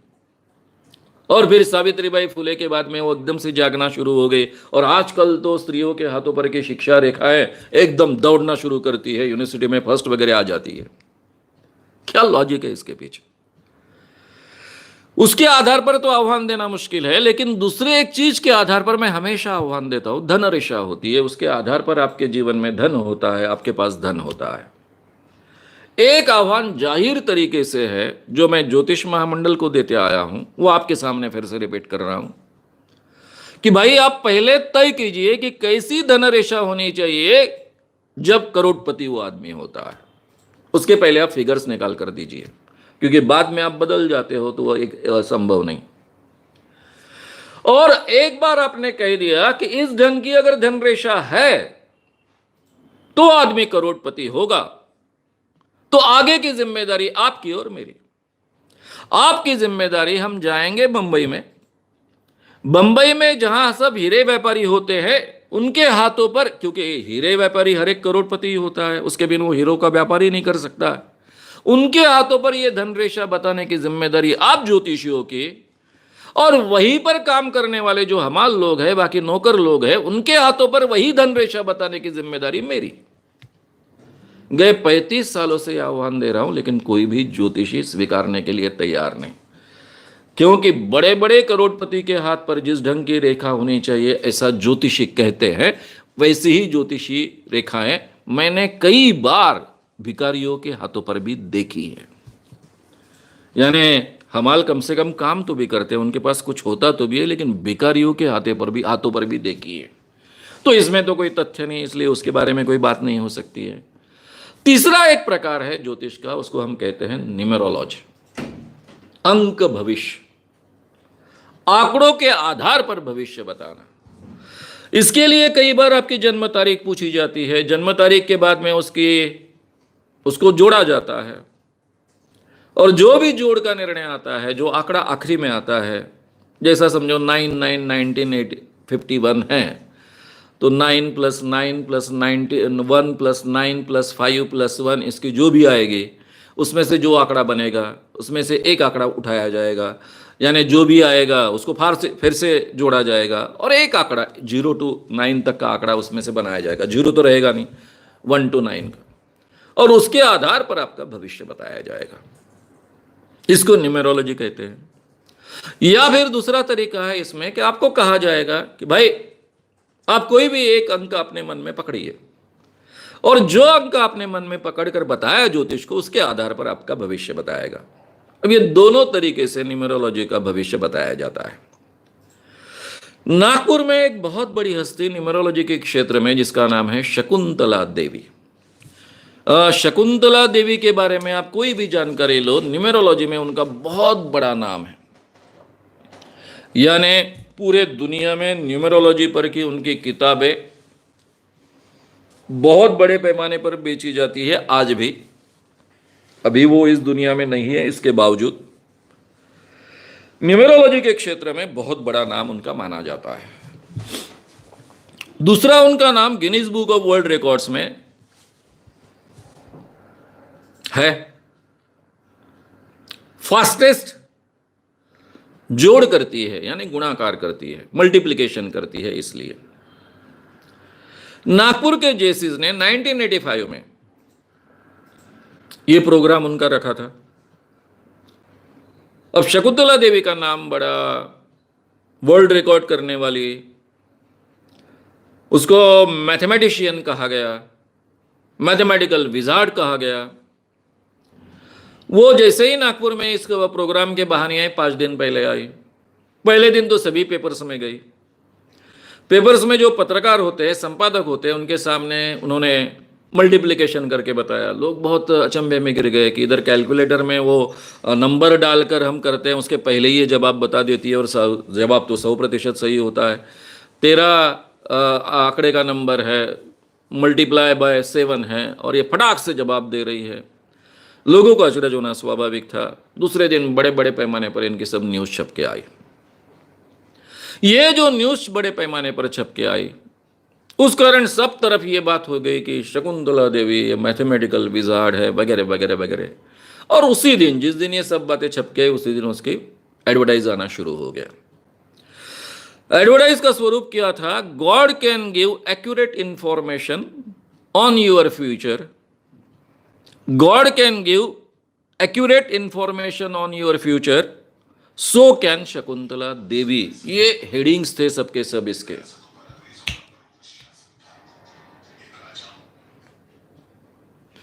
ये सब हेडिंग्स थे। इसी के साथ में उनका दूसरा एक वाक्य बहुत प्रसिद्ध हुआ, जो सभी पेपर्स में छप के आया था, क्योंकि लोगों ने उनसे सवाल पूछा था कि आप भविष्य कैसे बता रही हो, पत्रकारों ने। तब लोगों ने ये सवाल पूछने के बाद में उसने कहा था कि astrology as accurate as mathematics. ये दूसरा भी वाक्य उसका बहुत प्रसिद्ध हो गया था। और उसका प्रोग्राम था, हमको पहले पता नहीं था, लेकिन जब वो एडवर्टाइजमेंट आनी शुरू हो गई, उसके बाद में पता चला कि वो जिस होटल में रुके थे, राधिका होटल था, महंगा होटल था, उस होटल में 3 सवाल पूछने के लिए 3 मिनट का समय वो देते थे और 300 रुपये लेते थे। 1985 में 300 रुपये ये बहुत बड़ी बात थी। हम पत्रकारों के पगारी तब क्या थे मालूम है? 1000 रुपये पगार थे। ऐसी अवस्था में 300 रुपये 3 मिनट के लिए वो लेती थी। इसका धंधा शुरू हो गया। उसके चारों के चारों दिन तुरंत बुक हो गए। जिस ढंग से पब्लिसिटी सब पेपर्स ने दी, उस कारण तो बहुत ही बड़े पैमाने पर उसका धंधा चलने लग गया। उसमें यह भी बात वो कहते थे कि कंप्यूटर गलत हो सकता है, लेकिन शकुंतला देवी कभी गलत नहीं हो सकती। ये भी हेड में था। तो लोग बहुत इंप्रेस हो जाते थे और वहां जाते थे। जैसे ही मैं नागपुर में आया, सब पत्रकार मुझ पर भिड़ गए। बोले, महाराष्ट्र के कई ज्योतिषियों को तो तुमने एक्सपोज किया, ये तो इंटरनेशनल ज्योतिषी है, अब डर गए क्या? उसको हाथ नहीं लगा रहे हो क्या? मुझ पर इतना दबाव आया कि मुझे आगे का प्रोग्राम कैंसल कर कर, पोस्टपोन कर कर शकुंतला देवी के पीछे भिड़ना पड़ा। सबसे पहले हमने उसकी अपॉइंटमेंट मांगी, उसने नहीं दी। इसलिए डायरेक्ट उसको हमने आह्वान दिया कि भाई, आप कह रही हो कि astrology is as accurate as mathematics, तो ठीक है, सिद्ध करने के लिए सामने और हमारा 1 लाख रुपए का प्राइस का आह्वान है। तब 1 लाख रुपए का था। शायद उसको अखिल भारतीय अंधश्रद्धा निर्मूलन समिति का मतलब नहीं समझा। उसको लगा कोई तो भी अंधे लोग है, अंधे लोगों का कोई ऑर्गेनाइजेशन चलाने वाले लोग है। उसने बहुत बुरी तरह से, है फालतू के लोग है क्या, उनकी तरफ ध्यान देने का। शायद उसको सलाह देने वाले लोग भी वैसे ही हो गए। यह आह्वान दूसरे दिन सभी पेपर्स में छप के आया। अब हमारा आंदोलन शुरू हो गया था। अब जितने भी मराठी हिंदी पेपर्स है उनको मैंने क्वेश्चन दिए थे कि भाई आपने ऑलरेडी बुक किया है, 300 रुपये ऑलरेडी आपने दिए हैं, ऑलरेडी आपके 3 मिनट में आपको 3 सवाल पूछने हैं, तो कम से कम एक सवाल मेरा पूछिए। मेरा सवाल क्या है, जो पहले से आपके जीवन में आपको मालूम है ऐसी बात पूछिए। उदाहरण के तौर पर आपकी शादी हो गई तो मेरी शादी होगी क्या, ऐसा सवाल पूछिए। कब होगी, ऐसा सवाल पूछिए उसके साथ में। आपको अगर बच्चे हैं तो सवाल पूछिए मुझे बच्चे होगा क्या। आपको अगर मेडिकल में एडमिशन मिली तो आप ये सवाल पूछिए कि मुझे मेडिकल में एडमिशन मिलेगी क्या। कम से कम एक सवाल मेरा पूछिए। अब ये हिंदी पेपर्स में और जो भी मराठी पेपर्स थे उसमें छप के आया। इंग्लिश पेपर ने हमारे केवल आह्वान डाला, जो हमने चैलेंज किया था वो रखा, लेकिन ये सवाल वगैरह नहीं डाले थे। शायद उसने सुबह सुबह इंग्लिश पेपर पढ़े तो उसको पता नहीं था। पहला नंबर उस दिन था एक सरदार जी का। सरदार जी ने ये सब पेपर्स पढ़े और जैसा 8 बजे सुबह उसका नंबर आया, वो गया शकुंतला देवी के पास और उसने तीनों के तीनों सवाल मैंने जैसे कहते वैसे पूछे। पहला सवाल उसने पूछा, उसकी उम्र कम से कम 45 साल दिख रही थी, 45 से 50 साल की। उसने पहला सवाल पूछा कि मेरा व्यवसाय नहीं चल रहा है, तो क्या मेरा व्यवसाय ठीक ठाक चलेगा। अब वो पत्रिका लाने के लिए कहा था, ये पत्रिका लेके गया था। पत्रिका देखा, उसने जन्म तारीख देखी और कहा कि तुम्हारा व्यवसाय चलने की कोई गुंजाइश नहीं है। इसने दूसरा सवाल पूछा, अब सरदार जी थे, इन्होंने दूसरा सवाल पूछा, मेरी शादी होगी क्या। अब उम्र दिख रही 50 के आसपास, अभी तक इसकी शादी नहीं हुई, यानी गड़बड़ है। शकुंतला देवी ने कहा कि तुम्हारी शादी होने की कोई गुंजाइश नहीं है। अब वो बोल रही इसकी शादी होने की गुंजाइश नहीं है, मेरी शादी नहीं हुई, ऐसा हुई कि नहीं। पहला ही सवाल पूछा, कब होगी, सवाल पूछा है। अब तीसरा सवाल कौन सा रहना चाहिए था। तीसरा सवाल पूछता है, मेरे को कितने बच्चे हो गए। अब शकुंतला देवी चिढ़ गई, बोले आपके 50 साल की उम्र हो गई, अभी तक तुम्हारी शादी नहीं हुई, तुमको बच्चे कैसे हो गए। और सरदार जी चिढ़ गए। सरदार जी बोले मुझे 3 बच्चे। वो फिर किसके हैं, मुझे ऑलरेडी 3 बच्चे हैं और तुम कह रही हो कि मेरे को बच्चे नहीं हो गए। कहने का क्या तुम्हारा मतलब है। झगड़ा शुरू हो गया। होटल का मैनेजर दौड़ के आया। मैनेजर ने देखा ये आदमी बहुत फेमस आदमी था नागपुर का, उसके साथ में झगड़ा भी नहीं कर सकता था। बड़े मुश्किल से उनको संभाल कर बाहर लेकर आया और फिर सरदार जी ने हमारा काम शुरू किया। जो भी व्यक्ति अंदर भविष्य पूछने के लिए जाता था उसको कहता था कि एक सवाल हो श्याम मानव साहब का पूछने का, ऐसा ऐसा सवाल पूछने का। 12 बजे, क्योंकि हमने इतना ही डिक्लेयर किया था कि हम वहाँ प्रोटेस्ट करने वाले हैं, कब करने वाले समय नहीं दिया था। और सरदार जी इन सब लोगों को पकड़ कर बैठा है। जैसे ही 12 बजे हम पहुँचे तो सरदार जी मेरे से झगड़ने के लिए आए। क्या मानो साहब, ये आने का समय है क्या, मैं कितने समय से राह देख रहा हूँ, अभी तक 50 लोगों को पकड़ कर रखा था, अभी 25 ही बचे हैं। फिर मुझे वो 25 लोगों के इंटरव्यूज़ लेने पड़े, उनका भविष्य कैसा झूठा साबित होता है ये सब टेप रिकॉर्ड करना पड़ा। और फिर ये सब हमारा प्रोग्राम चलने के बाद में मुझे लगता है कि शकुंतला देवी ने शायद पुलिस स्टेशन में कंप्लेंट कर दी। उसके बाद में हमने उससे बात भी की थी, लेकिन उसके बावजूद उसने पुलिस कंप्लेंट कर दी। पुलिस कंप्लेंट करने के बाद में नए नए इंस्पेक्टर थे, वो मुझे जानते नहीं थे। उन्होंने अपने असिस्टेंट को भेज दिया कि वो श्याम मानव का है, उनको पकड़ के लाओ। अभी ये पुलिस के साथ में मेरे अच्छे संबंध रहे हैं। पत्रकार था, लोकमत जैसे एक डेली का पत्रकार था, सभी पुलिस जानते थे। उन्होंने समझाने की कोशिश की, लेकिन इंस्पेक्टर महोदय ने माना नहीं। वो आया छोटा सा मुंह लेकर मेरे घर।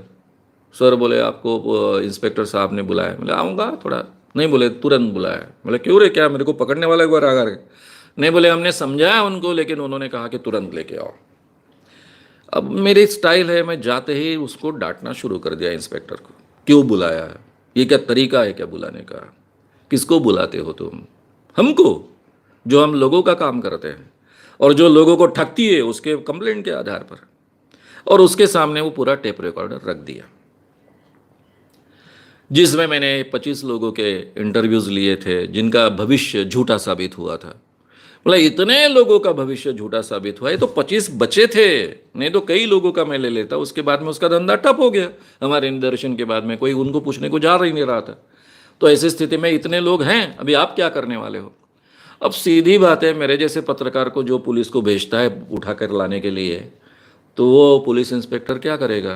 रात को 12 बजे जाकर उसने शकुंतला देवी को उठाकर लेके आया।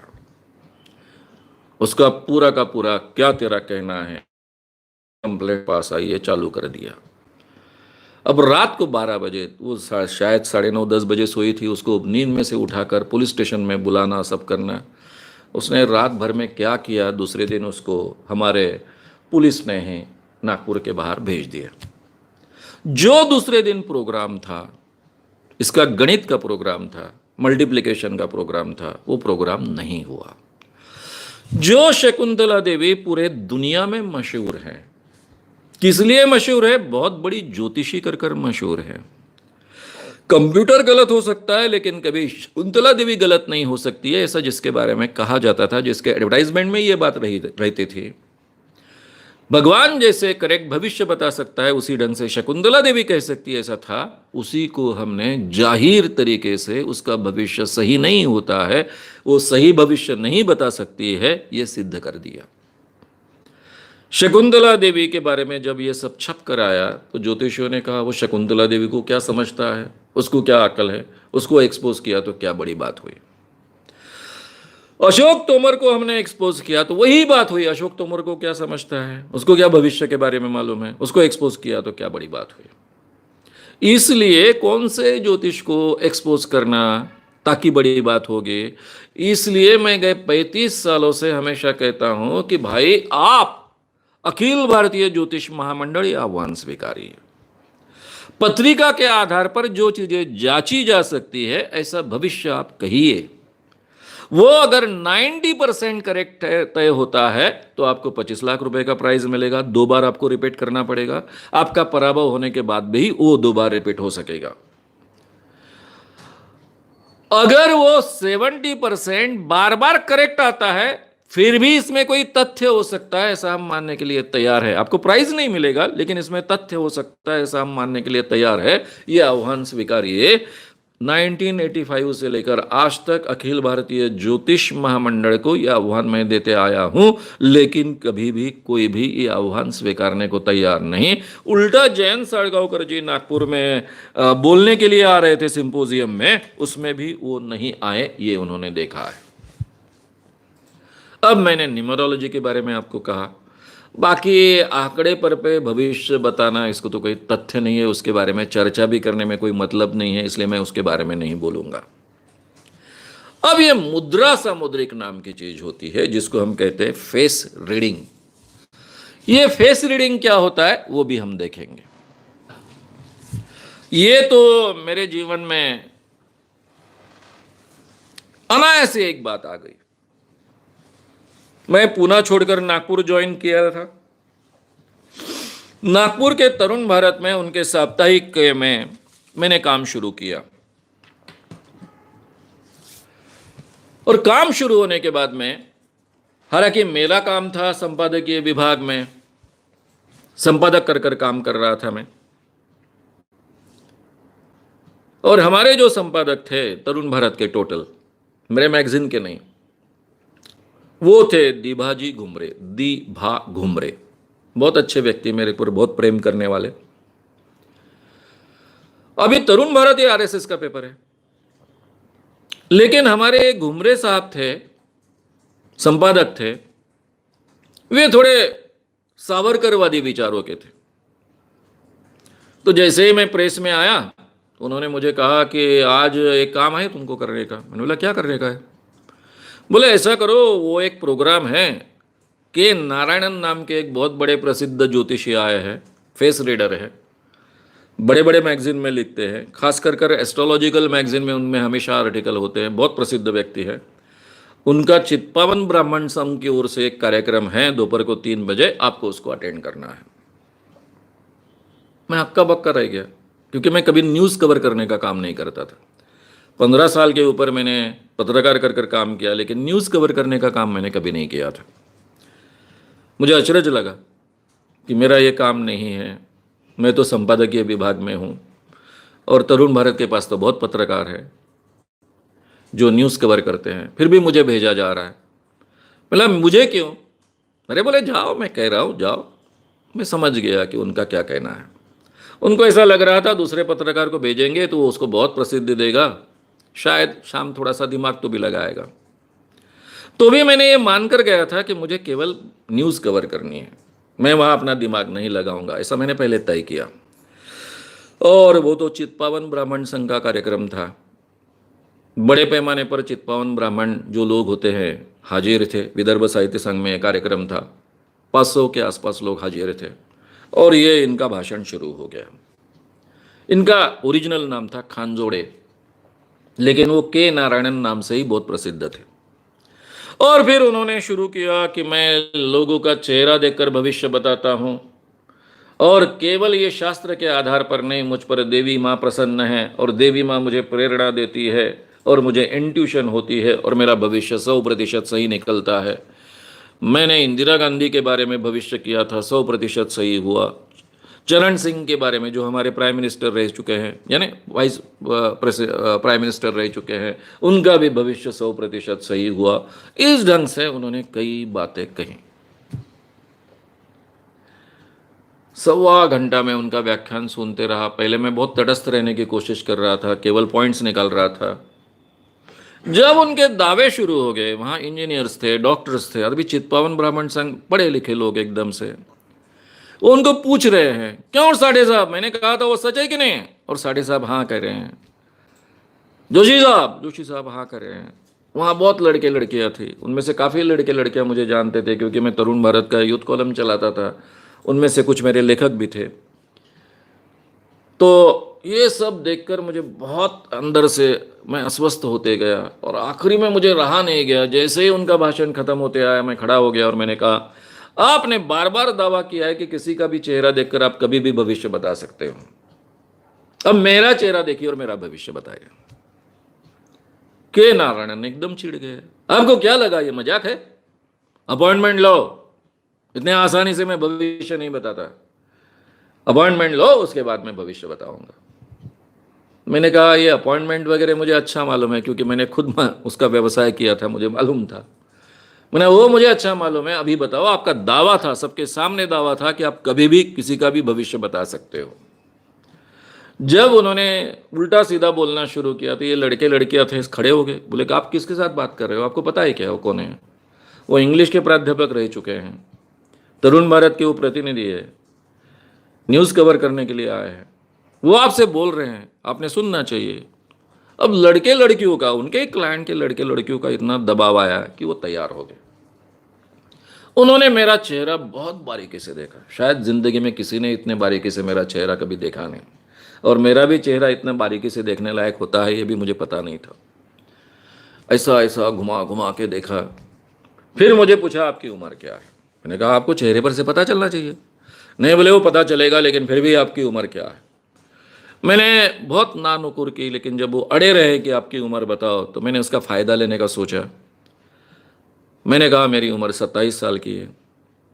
उन्होंने पहला भविष्य बताया कि आप केवल नौकरी में 29 साल तक रहोगे। अब मैं नौकरी में हूँ तरुण भारत के, तो लड़कों ने बता दिया था उनको, आपके उम्र के 29 साल तक आप नौकरी में रहोगे, 29 साल के बाद आप नौकरी छोड़ दोगे। मतलब होशियार आदमी है, कॉमन सेंस बराबर यूज करता है कि जो पत्रकार न्यूज़ कवर करने के लिए आया, वो अपना न्यूज़ कवर करने का काम छोड़कर आह्वान देने की तैयारी रखता है, तो ऐसा आदमी कोई पत्रकारिता में ज़्यादा दिन टिकने वाला नहीं है, नौकरी में, ये तो पता चल गया है इसको। होशियार आदमी है। उसने दूसरा कहा कि तुम्हारे जीवन में तुमको कोई धन लाभ नहीं होगा।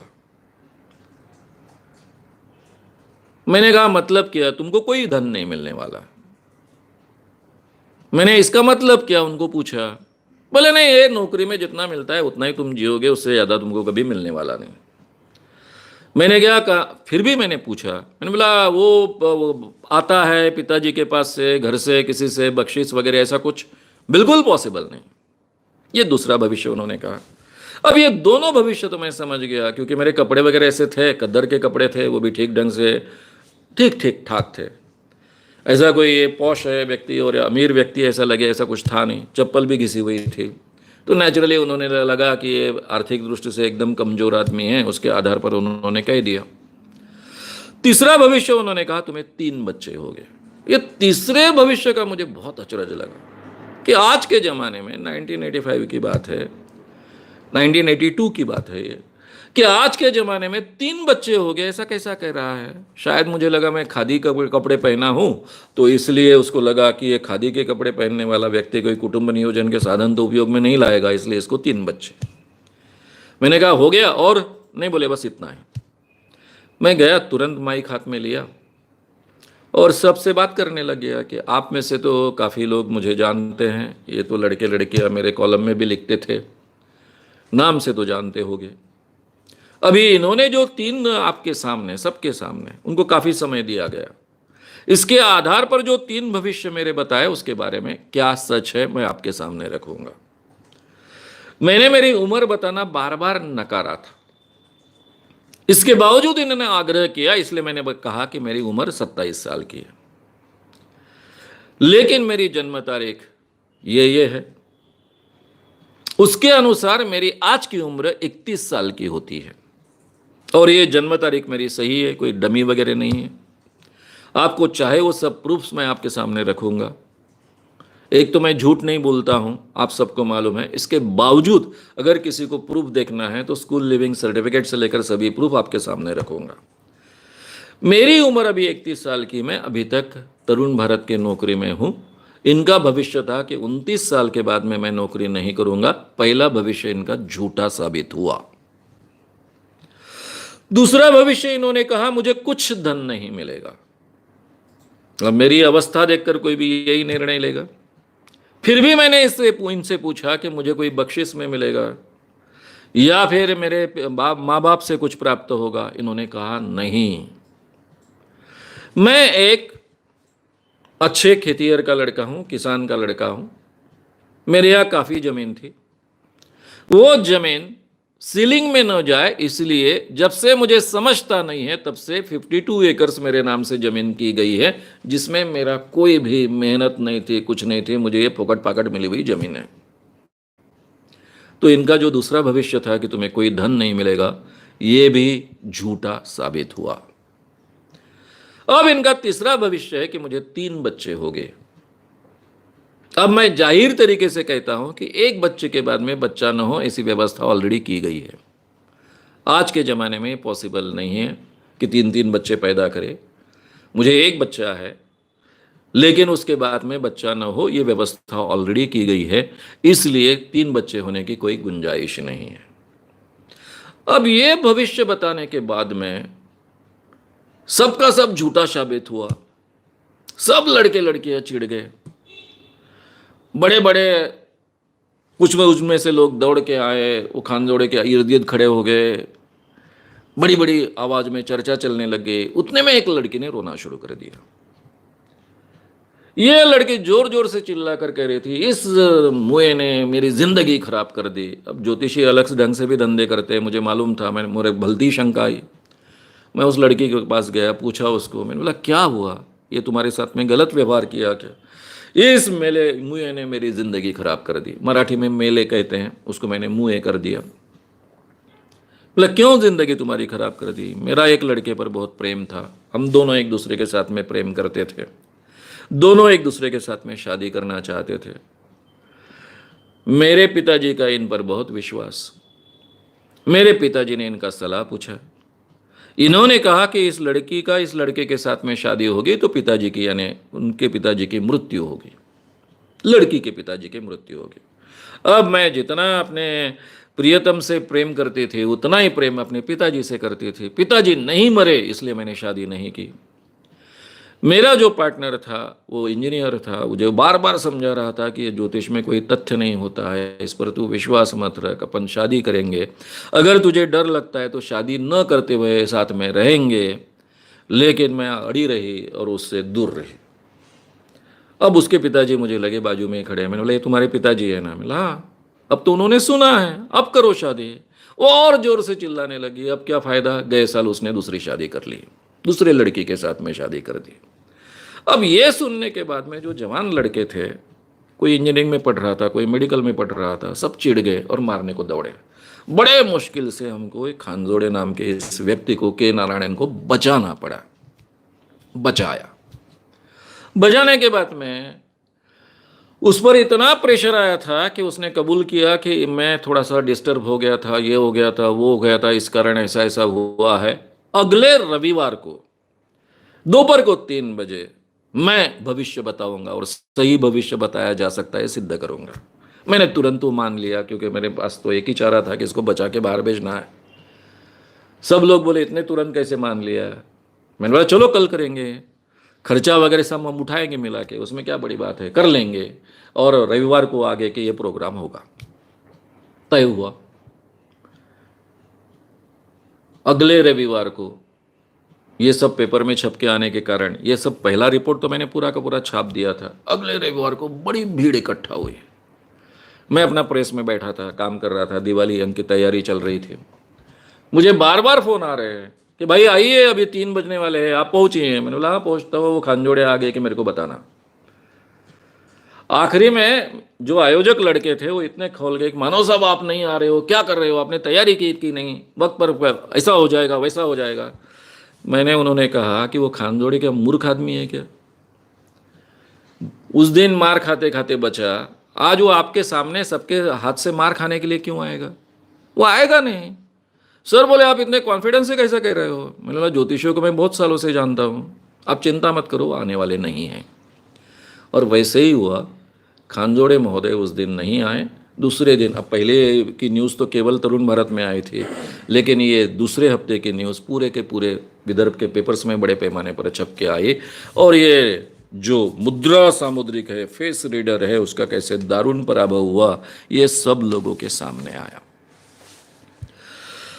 मित्रों, कितने ऐसे केसेस है। मैंने जो कहा था कि यवतमाल का जो एक शर्मा नाम का ज्योतिषी था, उसको कैसे भगाया, इसकी जानकारी मैं आपको दूंगा। उसके कारण मुझे भी कुछ सीखने के लिए मिला, इसलिए बहुत महत्व का ज्योतिषी है। अब बात ऐसी हुई थी, इन्हीं दिनों की बात है, जब मैं तरुण भारत में काम कर रहा था। अब मैं पत्रकार कर कर काफ़ी एस्टेब्लिश हो चुका था, काफ़ी फेमस भी हो चुका था, क्योंकि करीबन 5-6 साल हो गए थे मुझे पत्रकारिता कर कर। मेरा मित्र मेरे साथ में ही पत्रकार बना, उनका नाम प्राध्यापक नमा जोशी। इमरजेंसी में मैं वर्धा छोड़कर, वर्धा जेल से छूटने के बाद में मैं यवतमाल में, मेरा माता पिता वहाँ रहने गए थे इसलिए मैं गया। फिर वहाँ नमा जोशी के साथ में मेरी अच्छी मित्रता बनी, वो तरुण भारत के वहाँ के प्रतिनिधि बने। और एक बहुत बड़ी न्यूज़ तरुण भारत में छप कर आई। प्रोफेसर शर्मा जो एक होटल में थे, एडवर्टाइजमेंट करते थे, और वो 100% एक्यूरेट भविष्य कैसे बताते हैं, बड़े बड़े यवतमाल के बड़े बड़े लोगों का भविष्य उन्होंने कैसा एक्यूरेटली बताया, इसका एक बड़ा रिपोर्ट छापा था। ये रिपोर्ट छप कर आने के बाद में उस दिन मैं यवतमाल गया था, मेरी और नमा की बहस हो गई। वो बोले तेरे को सिद्ध कर, फिर उसको नहीं आता है कुछ। चल मिलेंगे उसको। अब प्रोफेसर शर्मा की खासियत ऐसे थे कि वो अपॉइंटमेंट के बिना किसी का भविष्य नहीं बताते थे। और मैंने कहा कि नमा, ये अपॉइंटमेंट के लिए मैं तैयार नहीं हूं, क्योंकि उसके पीछे क्या होता है मुझे बहुत अच्छा मालूम है।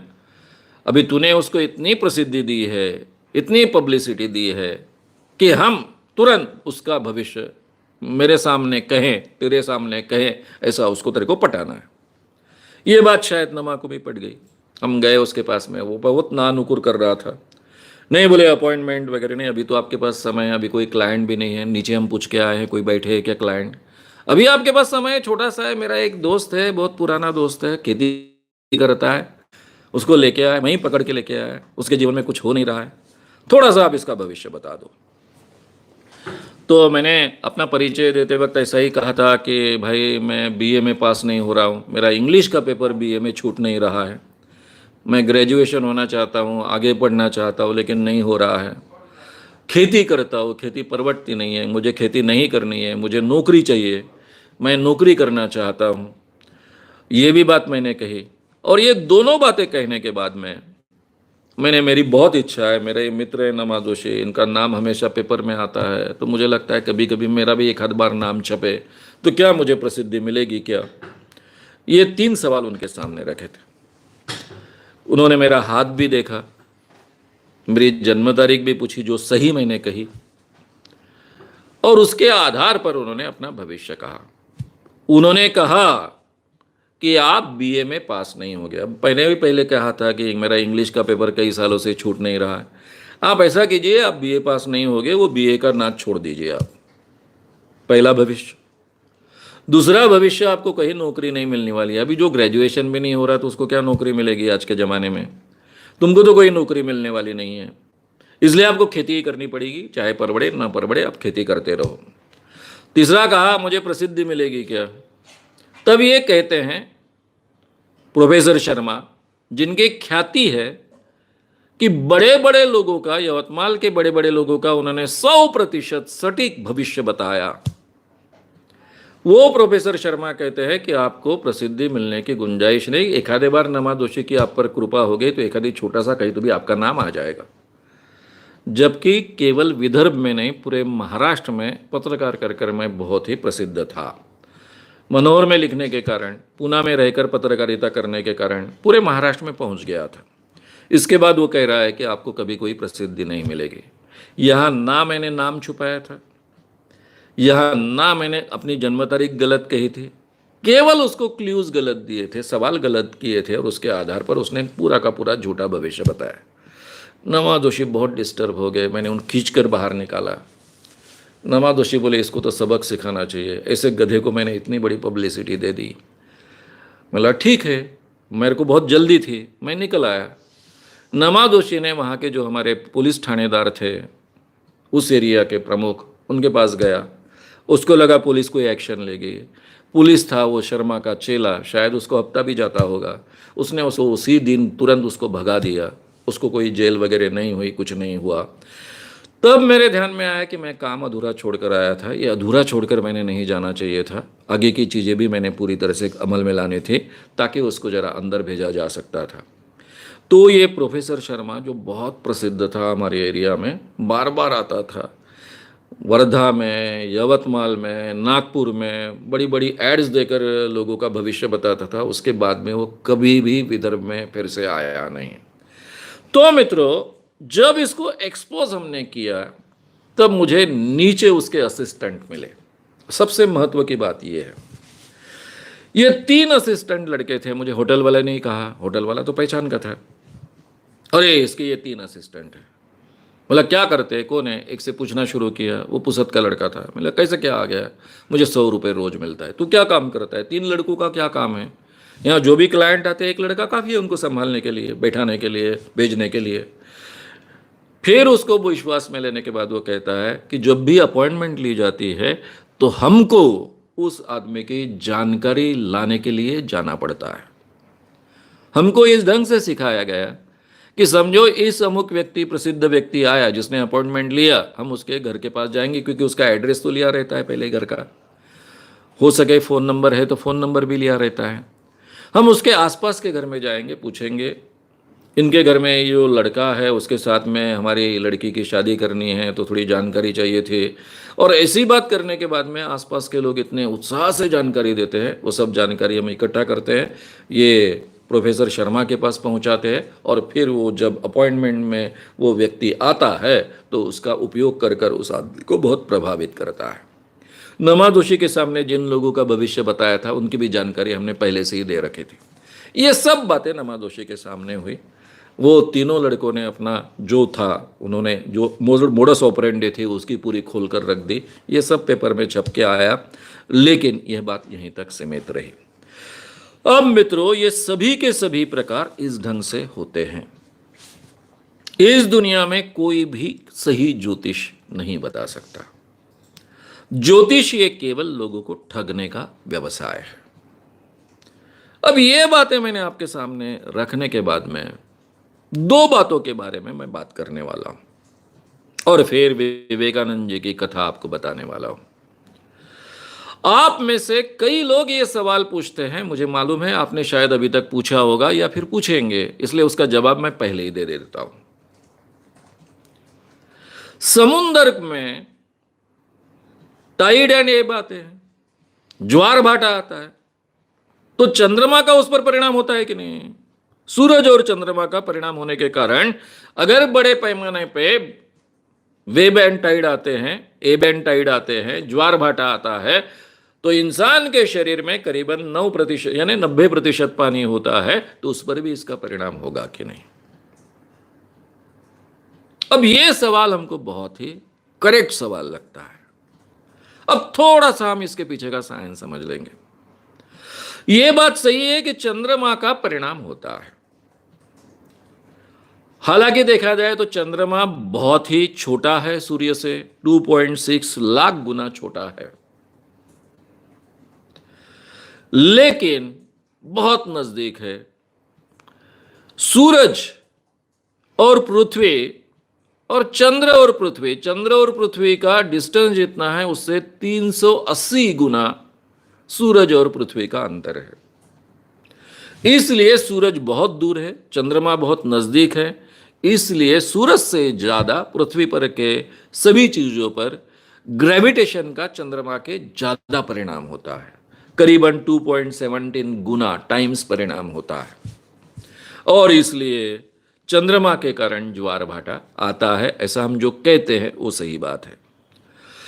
अब क्या होता, पृथ्वी बहुत बड़ी है, पृथ्वी का मध्य बिंदु ले तो मध्य बिंदु से लेकर एक छोर तक 6400 किलोमीटर डिस्टेंस होता है, और दोनों मिलाएंगे तो 12800 किलोमीटर हो गया, यानी ये छोर से ये छोर 12800 किलोमीटर दूर है। अब चंद्रमा की ओर एक पृथ्वी का छोर आया जो समुद्र है, और दूसरा जो छोर है वो वहां से 1200-800 किलोमीटर है, इतना दूर है। तो इस पर बहुत बड़े पैमाने पर परिणाम होगा गुरुत्वाकर्षण का, इसलिए पानी में खिंचाव पैदा होगा। पूरे पृथ्वी में 2/3 समुद्र है, इतने बड़े पैमाने पर पानी का खिंचाव होगा तो इधर का पानी इधर खींचा जाएगा, क्योंकि सारे के समुद्र एक दूसरे से कनेक्टेड है। तो इधर में भाटा आएगा, और सूरज के तरफ चांद के तरफ जो पृथ्वी का हिस्सा है वहां पे भाटा आएगा, क्योंकि वहां पानी बड़े पैमाने पर खींचा जाएगा। तो ज्वार भाटा चांद के कारण आता है, इसके बारे में कोई डाउट नहीं है। तो फिर इंसान के शरीर में भी 90% पानी होता है, उसको भी ज्वार भाटा आएगा कि नहीं, उसका परिणाम होगा कि नहीं। अब ये बात जांचने के लिए मैं आपको रिक्वेस्ट करता हूं कि अब अपने घर में जितना भी बड़ा बर्तन हो, बर्तन लीजिए, वो पूरा ब्रिम तक भर दीजिए पानी से, और फिर जब अमावस्या आती है, पूर्णिमा आती है, अमावस्या और पूर्णिमा के समय में पृथ्वी की ओर नजदीक जहां हम हैं वहां से बहुत नजदीक होता है वो एरिया, तो देखिए कैसा ज्वार आता है, भाटा आता है।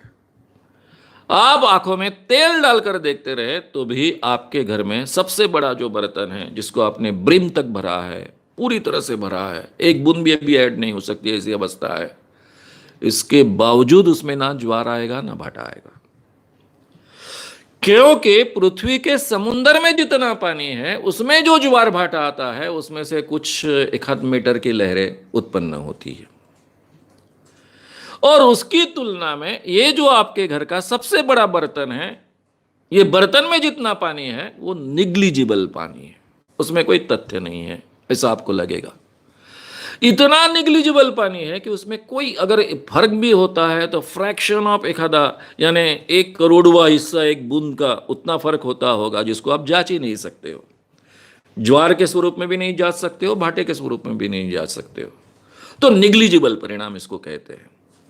तो इसलिए अगर आपके घर के सबसे बड़े बर्तन में जितना पानी है उस पर भी कोई परिणाम नहीं होता तो आपके शरीर पर क्या परिणाम होगा, ये पहली बात। लेकिन समझो ऐसा हम मानते हैं कि आपके शरीर पर परिणाम होता है, सब पर परिणाम हो। अब समझो ये परिणाम होने के कारण, अमावस्या का परिणाम होने के कारण समझो हमारे दिमाग में 2% फर्क गिरता है, तो सभी के दिमाग में 2% फर्क गिरेगा जो वहां है। तो हमको कैसा पता चलेगा कि 2% फर्क हमारे दिमाग में गिरा है? जांचने वाला तो कोई जगह पर चाहिए। इसलिए मित्रों, ये जो हम कहते हैं कि परिणाम होता है, ये परिणाम तो होता नहीं है। पहली बात, होता भी होगा तो भी उसको हम जांच नहीं सकते, दूसरी बात। और तीसरी बात, इसके बारे में कोई ऑब्जेक्शन ही नहीं कि चांद सूरज का शरीर पर परिणाम होता है या फिर पृथ्वी पर परिणाम होता है या फिर इंसान पर परिणाम होता है। इसके बारे में कहां बहस है? बहस तो वहां है कि जब ज्योतिषी कहते हैं कि राशि के अनुसार अलग अलग परिणाम होता है, उसके बारे में बहस है। यानी जिसके लिए मैंने उदाहरण दिया था, फिर से उदाहरण रिपीट करूंगा कि नागपुर के गर्मी में मई माह में दोपहर को 1 बजे 3 लोग खड़े हैं, तो कन्या राशि का जो होगा उसको धूप बहुत बहुत तीव्र लगेगी। दूसरा वृषभ राशि का होगा, उसको मध्यम मध्यम लगेगा। वृश्चिक राशि का होगा, उसको शीतल शीतल लगेगा। ऐसा होगा क्या? तीनों पर समान परिणाम होगा। तो सूरज और चांद के सभी पर समान परिणाम होते हैं। ग्रहों को भी अगर थोड़े बहुत परिणाम होते भी होंगे तो सब पर समान होंगे। राशि के अनुसार अलग अलग परिणाम होते हैं, इसके बारे में साइंस का ऑब्जेक्शन है और आज तक वो ज्योतिषी प्रूव नहीं कर पाए हैं। ये हमने समझ लेना चाहिए। अब कुछ सवाल पैदा होते हैं, ज्योतिषियों का भी खुद का कोई विश्वास होता है क्या ज्योतिष पर? अगर उनका ज्योतिष पर सही माने में विश्वास है तो पहला सवाल यह है कि भाई हमारा जीवन तय होता है, हमारा मृत्यु तय होता है कि नहीं? अब ज्योतिषियों को कहना पड़ेगा कि मृत्यु तो तय होता है। अगर हमारा मृत्यु तय होता है, इस पर ज्योतिषियों का विश्वास है, तो ज्योतिषियों के घर में अगर कोई बीमार गिरता है तो वो डॉक्टर के पास जाते हैं कि नहीं जाते हैं? आप कहेंगे कि वो डॉक्टर के पास तो जाते हैं। क्यों जाते हैं भाई? डॉक्टर के पास जाने की क्या जरूरत है? अगर मृत्यु तय है तो आप डॉक्टर के पास जाओ तो भी मृत्यु होगा, घर में रहो दवाई मत लो तो भी मृत्यु नहीं होगा, अगर तय नहीं है तो सीधी सी बात है कि अगर मृत्यु अगर तय है, एक बार हमने मान लिया, तो हमको डॉक्टर के पास जाने की जरूरत नहीं है। लेकिन ज्योतिषियों के घर के लोग डॉक्टर के पास जाते हैं, खुद डॉक्टर के पास जाते हैं। उनका ही खुद का भविष्य पर विश्वास नहीं होता है। हमारा जीवन मृत्यु सबका सब तय है, इस पर विश्वास नहीं होता है। फिर भी हमको ठगने के लिए अपना ज्योतिष का वो व्यवसाय करते हैं।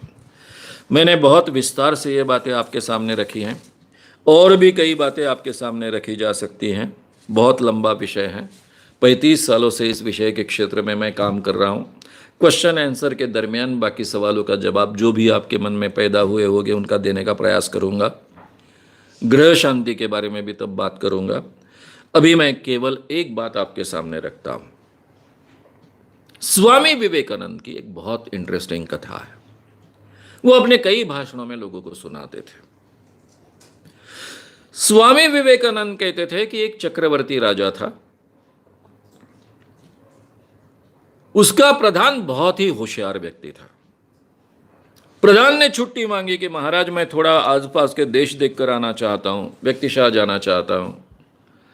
राजा ने उनको छुट्टी दी। छुट्टी देने के बाद में उन्होंने एक ज्योतिषी अपने दरबार में रखा, राज ज्योतिषी जिसको कहते हैं। यह बहुत ख्याति प्राप्त ज्योतिषी था, बहुत उसका नाम था। उसका भविष्य कथन यानी काले पत्थर पर खींची हुई लकीर है, ऐसा माना जाता था। एक दिन चक्रवर्ती राजा ने अपना भविष्य पूछा।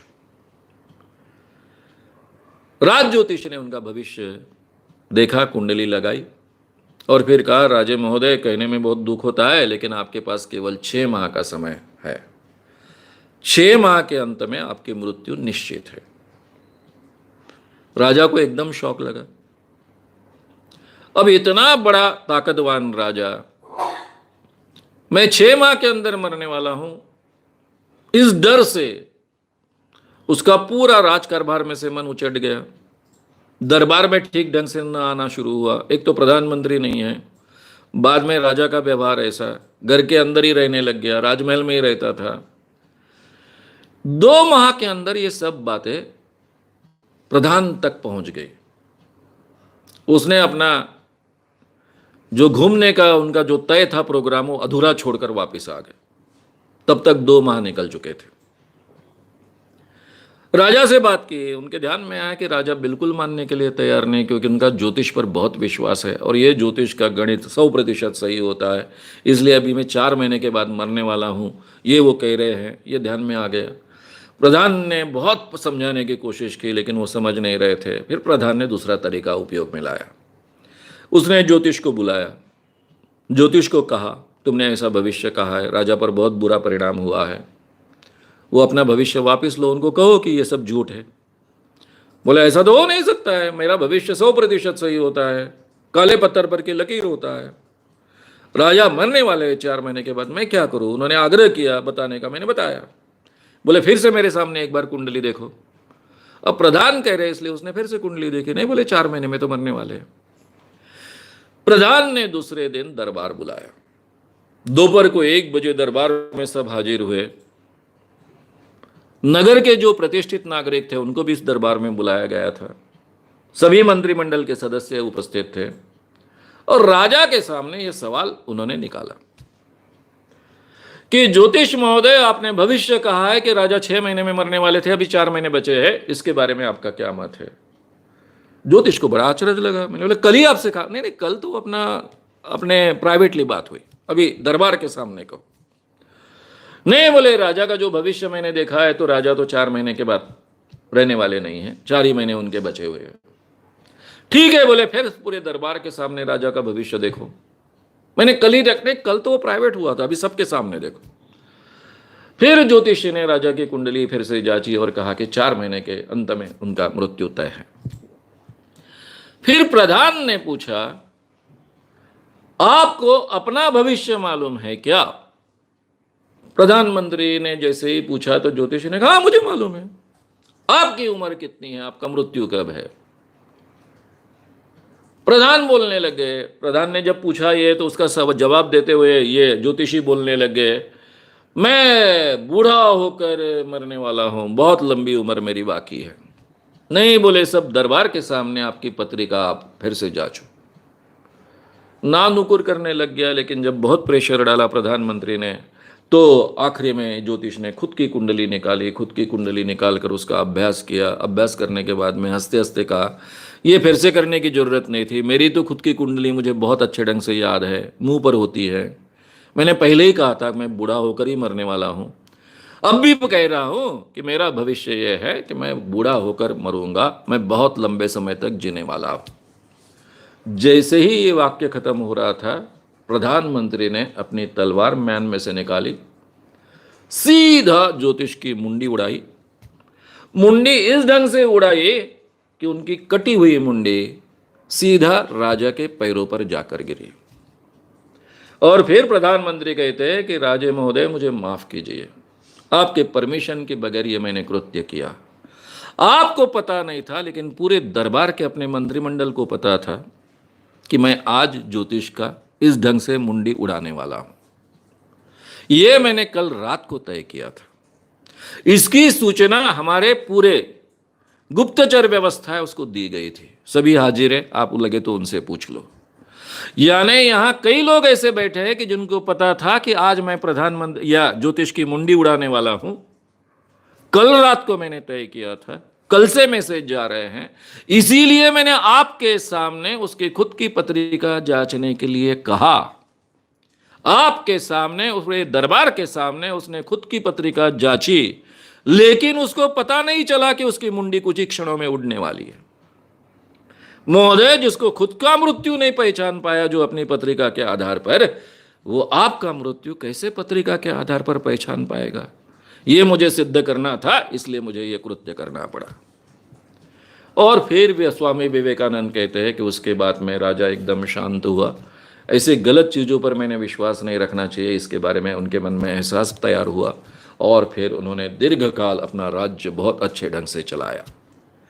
स्वामी विवेकानंद ये कथा बार बार लोगों को समझाते थे, बताते थे, क्योंकि ज्योतिष में और भविष्य में कोई मतलब नहीं होता है, ये लोगों के सामने बहुत ताकत से रखना आवश्यक है, ऐसा उनको लगता था। तो भी मित्रों हम विश्वास रखेंगे ज्योतिष पर, कोई आधार न होते हुए भी विश्वास रखेंगे और अपना ही नुकसान करवा लेंगे, ये हमको तय करना है। शाम मानव चैनल को आपका समर्थन देने के लिए चैनल को जरूर सब्सक्राइब करें। चैनल के नोटिफिकेशन पाने के लिए बेल आइकन भी दबाएं।